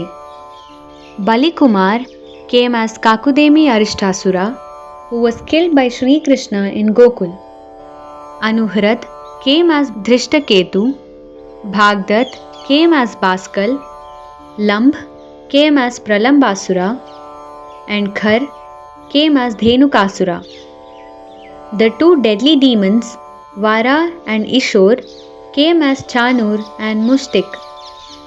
The son of Diti, who was Arishtasura, came as the famous elephant Kuvalyapid. Bali's daughter came as Putana, and her younger brother came as Bakasura. Out of Yama, Rudra, Kama, Krodh came Mahabali Ashwathama. When Brahma and all the gods has gone to Sri Hari to pray, he had given them 2 hairs, one white and one black. In order to free Mother Earth, from the black hair came Sri Krishna, and from the white hair came Sri Balramji. The person who listens to this account of incarnations gets released from all the bonds of sin and becomes qualified to enjoy his life in the company of family and friends.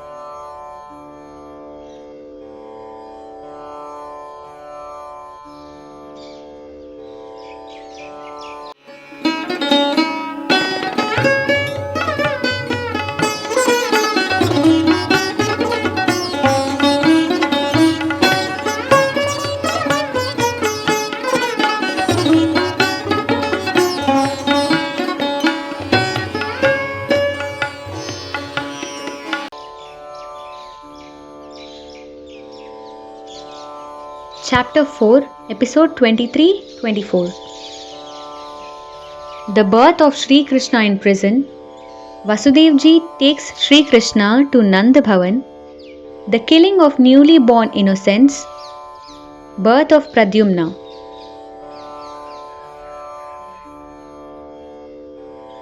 Vyasji says, after heeding the advice of Naradji, Kansa killed 6 sons of Devaki.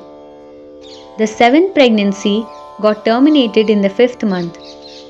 So when the 8th child was about to be born, Kansa took all the precautions that he could think of. He could not stop thinking even for a moment that the child was the one who would be his destroyer. At the same time that Sri Krishna entered the womb of Devaki, Yogamaya herself entered the womb of Yashoda. In Gokul, Rohini ji gave birth to Balramji. For fear of Kansa, this wife of Vasudevji, Rohini, stayed in hiding in Gokul. Later, Kansa locked Devaki in prison.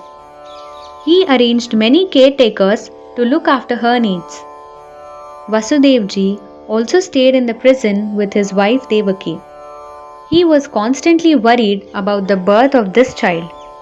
As soon as Lord Vishnu took his place in the womb of Devaki, all the gods appeared and sang stutis in the praise of the Lord. The time for the birth drew near. The 10th month fell in the period of the holy Savan, that is 5th month of the Hindu year. On the 8th day of the dark lunar fortnight began the nakshatra Rohini. At that time, Kansa became very fretful and disturbed. He spoke to all the Danavas. You should all be very alert and keep a close watch on Devaki, because this is going to be the 8th child who is my destroyer.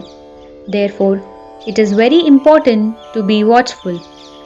Only after killing this child will I be able to sleep peacefully in my palace. All of you arm yourselves with sword, dagger and bow. Do not get lethargic or fall asleep. Keep a watch on every side. Vyasji says, after giving these orders, Kansa went to his palace. His body had lost its energy. He was overcome with fear and foreboding.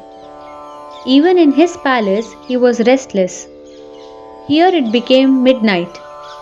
Devaki spoke to Vasudevji, Maharaj, the time for delivering has come. What should I do? We are surrounded by fearsome Rakshasas. Some time ago, I had a talk with Queen Yashoda. She suggested that I send my baby to her and she would look after him. No one would know that he was not her son. Later, she will return him to me. But Prabhu, this is a very frightful situation. What is the right thing to do so that this child can be exchanged? Swami, now do not come this side as my modesty makes me shy. Turn the other way and keep speaking to me. There is no other way. The godly Vasudev immediately moved away. In a little while, there was born to Devaki a most wonderful and amazing divine child. Devaki was filled with wonder. Her whole body started vibrating with waves of joy. Then this most auspicious and fortunate Devaki said to Vasudevji, Dear husband, look upon this child. Prabhu, this child is very unfortunate because as soon as my wicked brother Kansa sees him, he will kill him. Vasudevji picked up the child. As he looked at the beautiful, divine form, his mind sank with fear and foreboding. He thought, is there anything that can be done, no matter how difficult or dangerous? Just then, he heard a heavenly voice, Vasudev, take this child immediately and go to Gokul and leave him there. All the guards have been put into deep sleep. All 8 exits are open. There are no chains or locks anywhere. Leave this child in Nandibhavan and bring back Yogamaya with you. Hearing this, Vasudevji went out and saw that all the gates were open. He took the child and left immediately. No one could see him. When he reached the river Yamuna, he saw that it was in spate. He began to wonder how he could cross such a volume of water. Just then, the most holy river Yamuna receded her waters till it was waist high in all places. This was all the power of Yogamaya. Then Vasudevji crossed the river easily. He reached Gokul while it was still night. All was quiet and peaceful. He arrived at the gates of Nandaji's palace. Yashoda had just given birth to the incarnation of Yogamaya. She had come in her complete divine form. She was endowed with the 3 attributes and shone with supernatural light. Sarveshwari Bhagavati assumed the role of midwife and came out carrying the child in her beautiful lotus hands. She handed the baby to Vasudevji and he in turn placed Devaki's child in the lotus hands of Devi Bhagavati. Vasudevji took the child with joy and left the place immediately. He reached the prison and placed the baby on Devaki's cot. Then he sat down and in great dread and fear waited for the morning. Suddenly the child began to cry loudly. This woke up all the guards and caretakers. They were very happy that the child had been born. They immediately went to Kansa and informed him, O king, Devaki has given birth. You must come immediately. Kansa reached the prison and found the gates locked. He called to Vasudevji, Bring Devaki's child to me immediately. This is her 8th child, and he is the incarnation of Sri Hari. He is my destroyer. I must kill him instantly. Vyasji says, Vasudevji was filled with fear. Water poured out of his eyes. He picked up the baby and gave her to Kansa. He was weeping uncontrollably. Seeing a girl child, Kansa was greatly confused. He thought, the heavenly voice as well as Naradji's statement have both been proved false. Vasudevji has also suffered great difficulties here. It is not possible for him to commit a falsehood. My guards have been most vigilant. There is no doubt about their sincerity. It is possible that the boy child who was supposed to be born here has taken birth elsewhere and the girl child has taken birth here. Fate is very whimsical and unpredictable. The sinful Kansa was a blot on the clan. He had absolutely no mercy in his heart. He decided to kill the baby. He picked her up by her leg and was about to dash her against a stone. The child slipped out of his grip and flew towards the sky. On the way, she assumed her glorious, divine form and said to Kansa, "O sinful one, what will you gain by killing me? Your powerful adversary has already been born. No one can destroy him. He will most certainly kill you."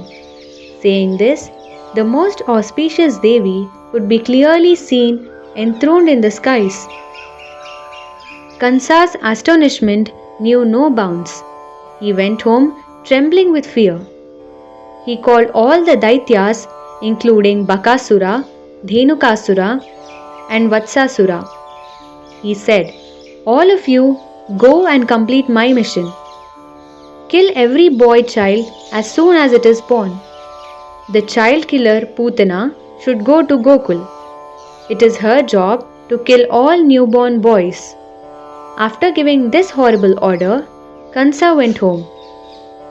Dark clouds of fear hovered over his head.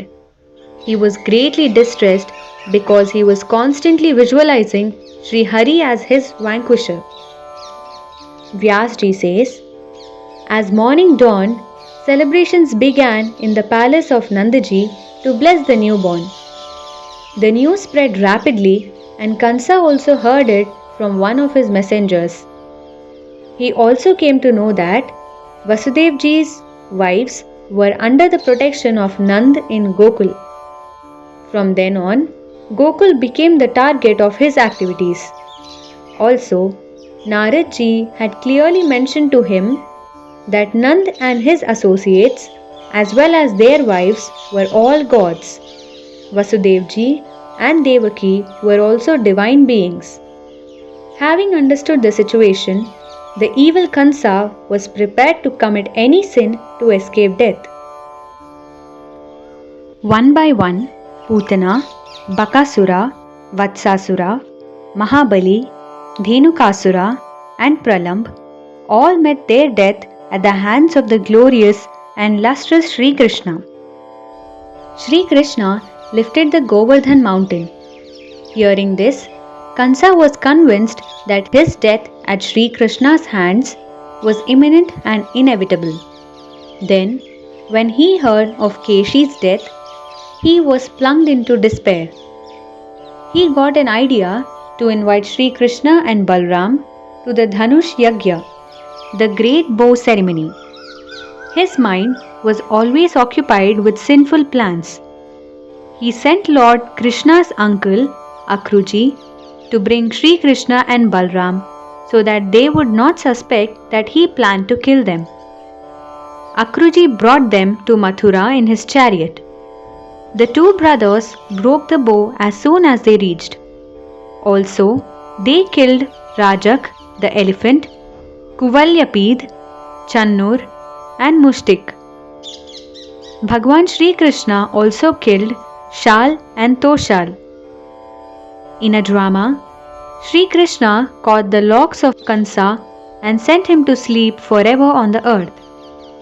Then he released his parents Vasudevji and Devaki from prison and ended their sorrows. He installed Ugrasen on the throne. In the same place, Vasudevji performed the sacred thread ceremony for the two brothers. Then they went to Sandeepnaji to complete their studies. By the age of 12, they acquired all the knowledge and completed their education. They went and established themselves in Mathura.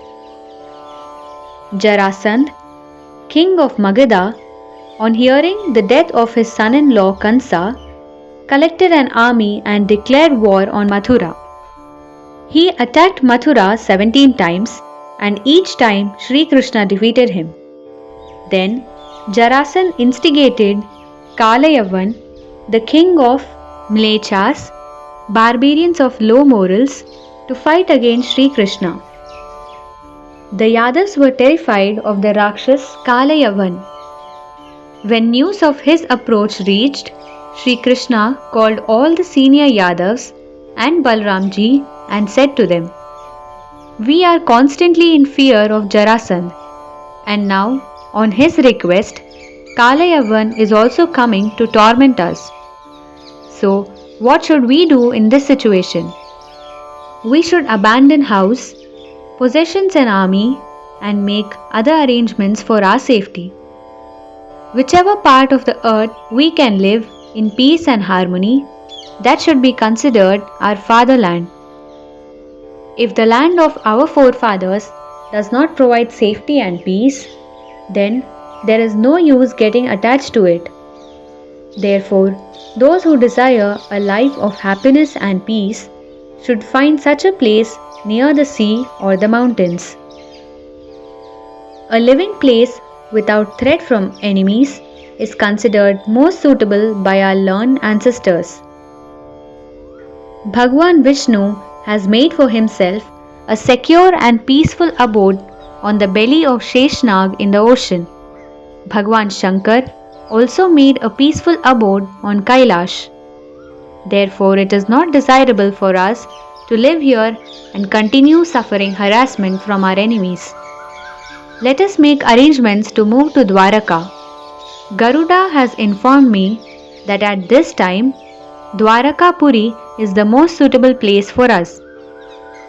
This most pleasing city is situated on the shores of the ocean, and Raivatachal, Mount Girinar, rises majestically nearby. Vyasji says, after hearing this correct and proper reasoning from Sri Krishna, all the Yadava leaders decided to move with parents, brothers, relations, supporters, friends and vehicles.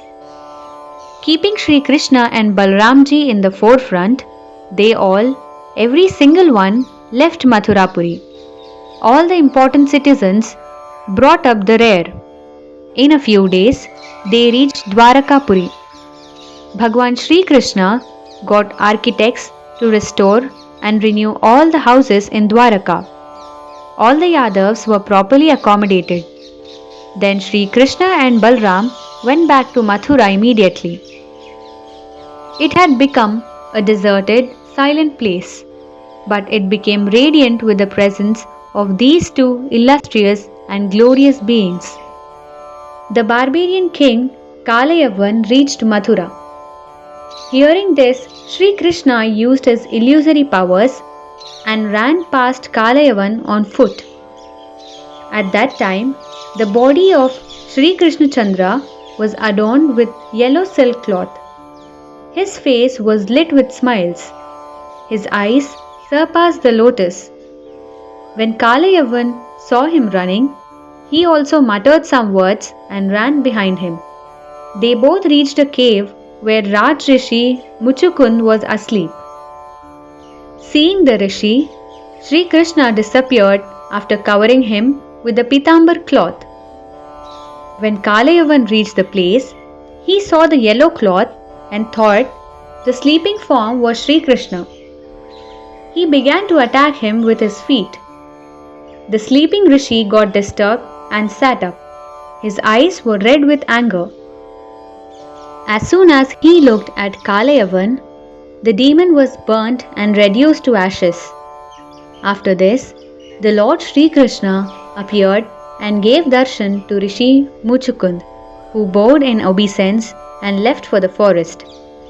Sri Krishna took Balram and went back to Dwaraka. He installed Maharaj Ugrasen on the throne and himself began to wander at will. The Swayamvar for the marriage of Rukmini was arranged. It had been decided that she would marry Shishupal. But Bhagwan Sri Krishna, seized her and brought her away. He married her. After that, he also married Jambavati, Satyabhama, Mitravinda, Kalindi, Lakshmana, Bhadra, and Nagnajiti. In this way, he had 8 wives. Their beauty was incomparable. Rukmini bore him the most beautiful Pradyumna. Shri Krishna performed all the initiation rites for Pradyumna. Pradyumna was kidnapped by Shambarasura and given to Mayavati to look after. Shri Krishna was very distressed at the abduction of his son.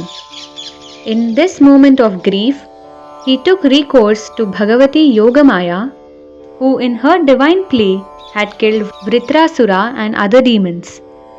Then he began to sing stutis to the Devi. The verses of the stuti were most beautiful and full of substance and significance. Bhagwan Shri Krishna said, "Mother, it is an ancient incident. I had taken birth in Badarikashram as the son of Dharam. I had implicit faith and bhakti on you. I impressed and pleased you with my tapasya. I always offered flowers during puja. O Mother, can it be that you have forgotten that? It is very shocking that from the birthing quarters my child has been snatched away, or else someone has played this trick upon me to cure me of vanity and pride. My house is surrounded on all sides by impassable moats. The entire city is impregnable and my house is in the middle. And deep in the interior of the house, the birthing room has been placed. The doors are always locked. In spite of all this security, the child was stolen away. Neither did I, nor any of the Yadavas leave the city. The city is well guarded by strong and alert guards. O Mother, your power and might are known to all. This is the play of your Maya which has deceived me. O Devi, your ways are mysterious and your nature is concealed from all. I have not succeeded in discovering it, then how can a being with limitations to his understanding ever know you? After stealing the child, where has that person disappeared? None of my guards saw him. O Ambike, this is certainly your divine play. This is no impossible task for you. Before I was born, you caused a 5-month fetus from my mother's womb to be transferred into the womb of Rohini to be born as her child. Ambike, by your 3 attributes, you caused the creation, preservation, and destruction. Verily, this entire universe is your creation. You first gave the joy of celebrating the birth of a son, and then you drowned me in the unbearable sorrow of being separated from him. This drama has been enacted solely for your recreation. You are the mother of the distressed and afflicted, and also you are their refugee and succor. You alleviate all pain, you mitigate all sorrows, you are compassionate and merciful. Therefore, if my son is alive, please be benevolent to me and bring him into my presence. Vyasji says, nothing was impossible for Bhagwan Shri Krishna himself. Therefore, when he prayed and pleaded in this way, Bhagavati Jagadambika herself came into his presence. She explained the reason for the incident. Sri Devi said, Deveshwar, do not be sad. This is a previous life's curse which has manifested like this. As a result, your son has been kidnapped by Shambarasura. Therefore, it is not right to be so distressed. When your son completes 16 years of age, he will himself slay Shambarasura and come back to your house. Now that I am pleased, under no circumstances should you ever doubt me. It is inadvisable and undesirable. Vyasji says, after saying this, Devi Chandika of unlimited strength and valor removed herself from his sight.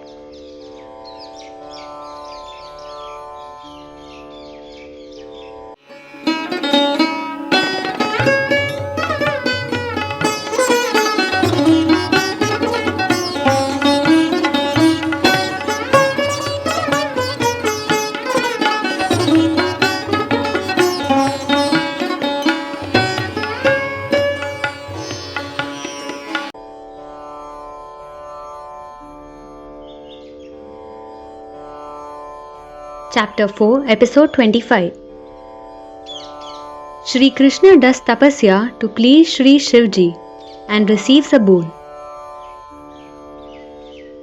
Raja Janmejay said, O great Muni, hearing all this narration from your auspicious mouth, I am plunged into confusion. Jagat Guru Shri Krishna was all-knowing and all-powerful, and yet his son was stolen from the delivery room. How could this happen? Very strong servants were guarding the house.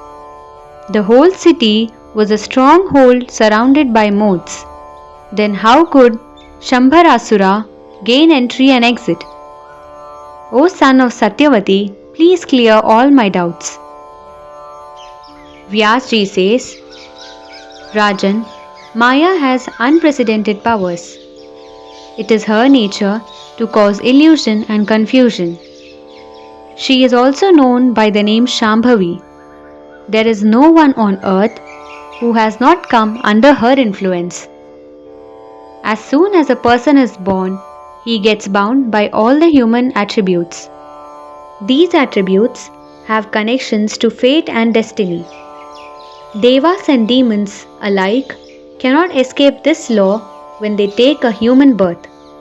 Hunger, thirst, sleep, fear, lethargy, attachment, sorrow, doubt, happiness, pride, vanity, old age, death, ignorance, inertia, enmity, envy, malice, toil, arrogance.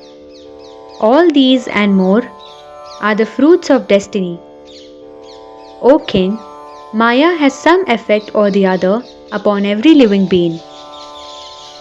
The Lord had assumed a human body and descended on earth. So, he experienced everything that happens to a human being. To think otherwise on this matter is undesirable. First, out of fear of Kansa, Bhagwan went to Gokul. Then he ran away from Jarasandh and lived in Dwaraka. Then he abducted Rukmini. In spite of having knowledge of ancient traditions of a Swayamvar, he still engaged in taking her away. And when Pradyumna was stolen by Shambharasura, he was grief-stricken. Then, on hearing an assurance from the Devi, he became joyous again. So by his play, he demonstrated grief and joy. On the request of Satyabhama, Bhagwan Shri Krishna went to heaven. He wanted to bring back the Kalpavriksha, that is, tree of Indra's paradise, which yields anything desired. But he was stopped by Indra, and the Lord fought a battle with him. Indra lost. To play the drama of being subservient to the wife, the Lord allowed himself to snatch away the tree by force. Satyabhamaji was worthy of respect. For the sake of her honor, Bhagwan Shri Krishna got himself imprisoned in the tree. Satyabhamaji gave her husband away as alms. Naradji had come for a donation. Then an equal amount of gold was given to release Sri Krishna Chandra. Seeing Pradyumna and other princely sons, Jambavati became petulant. She said to Bhagwan Shri Krishna, Lord, please grant me also a worthy son. Shri Krishna decided to do tapasya and went to the mountains where the foremost Shiva Bhakt Upamanyuji lived. Desiring a son, Shri Krishna acknowledged the saint as his guru and received from him Shaivi Diksha, that is initiation to a text or mantra. He stayed there and performed difficult tapasya. After 6 months, Bhagwan Shankar became pleased. He appeared before Shri Krishna in a mild and gentle manifestation. He wore the 2-day old moon as an ornament and was seated on his bull. Bhagwan Shankar greeted Mahatma Shri Krishna and said, O you who illuminate the Yadu clan Shri Krishna, I am pleased with your tapasya. Ask for your desired boon, and I will grant it to you. My appearing before you signifies the fulfillment of all your prayers. Now, nothing can remain unfulfilled. Vyasji says, seeing Sri Shiva looking pleased and gratified, Sri Krishna prostrated before him, full of love and admiration. Then, in a loud and musical mode, he began to sing praises of Bhagwan Shankar. Vyasji says, Sri Krishna was expressing all his love, respects and desires when Bhagwan Shankar began to answer him. O Shatrusudhan, destroyer of enemies, you will have many sons. Your wives, Shaktis, will number 16,050. Every wife will bear 10 sons each. They will all have unlimited power. Then the most pleasing Sri Shankar became silent. Sri Krishna stood with folded hands. Bhagavati Parvati spoke, O Sri Krishna with the powerful arms, you will be the crowning glory of the human race. You will reside in households of high honor. Janardhan, your clan will live in contentment and tranquility for 100 years. Then, because of the curse of a Brahmin and Gandhari, your clan will decline and disappear. As a result, all your sons will lose their power of reasoning and discretion and will fight with each other on the battlefield and will all die. The descendants of the other Yadavs will also be destroyed. You and your brother Balaram will also return to your abode. Prabhu, all these future happenings are predestined. You should never allow it to disturb you or distress you. Vyasji says, after this divine message, Sri Shankar and Uma removed themselves from his sight. Bhagwan Shri Krishna also left for Dwaraka after paying his respects and taking leave of his guru Upamanyu. Maya is Parabrahma Swarupini. In the heart of Bhagavati Yogamaya, the seeds of hatred and cruelty never germinate. It is always for the protection of living beings that she is always engaged. If she ever relaxes her vigilance, the whole creation will become inert and petrified. Therefore, it is by the grace and benevolence of Bhagavati Yogamaya that the universe came into existence, and by constantly nourishing the creation with her energy, she instigates them into action. Devas and Danavas and all others are deeply influenced by Maya. They are all subject to her authority and are dependent upon her. There is only one Bhagavati Bhuvaneshwari who is independent of Maya. She moves transparently, unstained, serene and free. Therefore, O King, one must ever worship and surrender to Bhagavati Maheshwari. In the three worlds, there is none greater than her. To be permitted to keep attention constantly on the lotus feet of Parabrahma Swarupini, Devi Bhagavati, is the most fruitful and meaningful existence. May I never take birth in that family which does not worship Bhagavati Bhuvaneshwari. I am a cell in the body of Parabrahma Swarupini Bhagavati Bhuvaneshwari and none other. When I am myself Brahm, how can trials and tribulations overwhelm me? With full awareness of this oneness with the Divine, where there is no other, we should meditate on Devi Bhagavati Jagadambika. Either from the Guru or from the study of the Vedas, it is important to absorb this Nirmal Vidya. Then bring yourself into single-pointed attention and meditate continuously upon Parabrahma Swarupini Bhagavati Jagadambika. By the power of this worship, one is quickly released from the web of worldly attachments. Otherwise, even crores of good deeds cannot give detachment and freedom. Those with Nirmal conscience, that is pure and immaculate, exponents of the Vedas, and all the rishis have enthroned Sakshat Parabrahma Swarupini Bhagavati in their hearts and have broken the bonds of worldly attachments.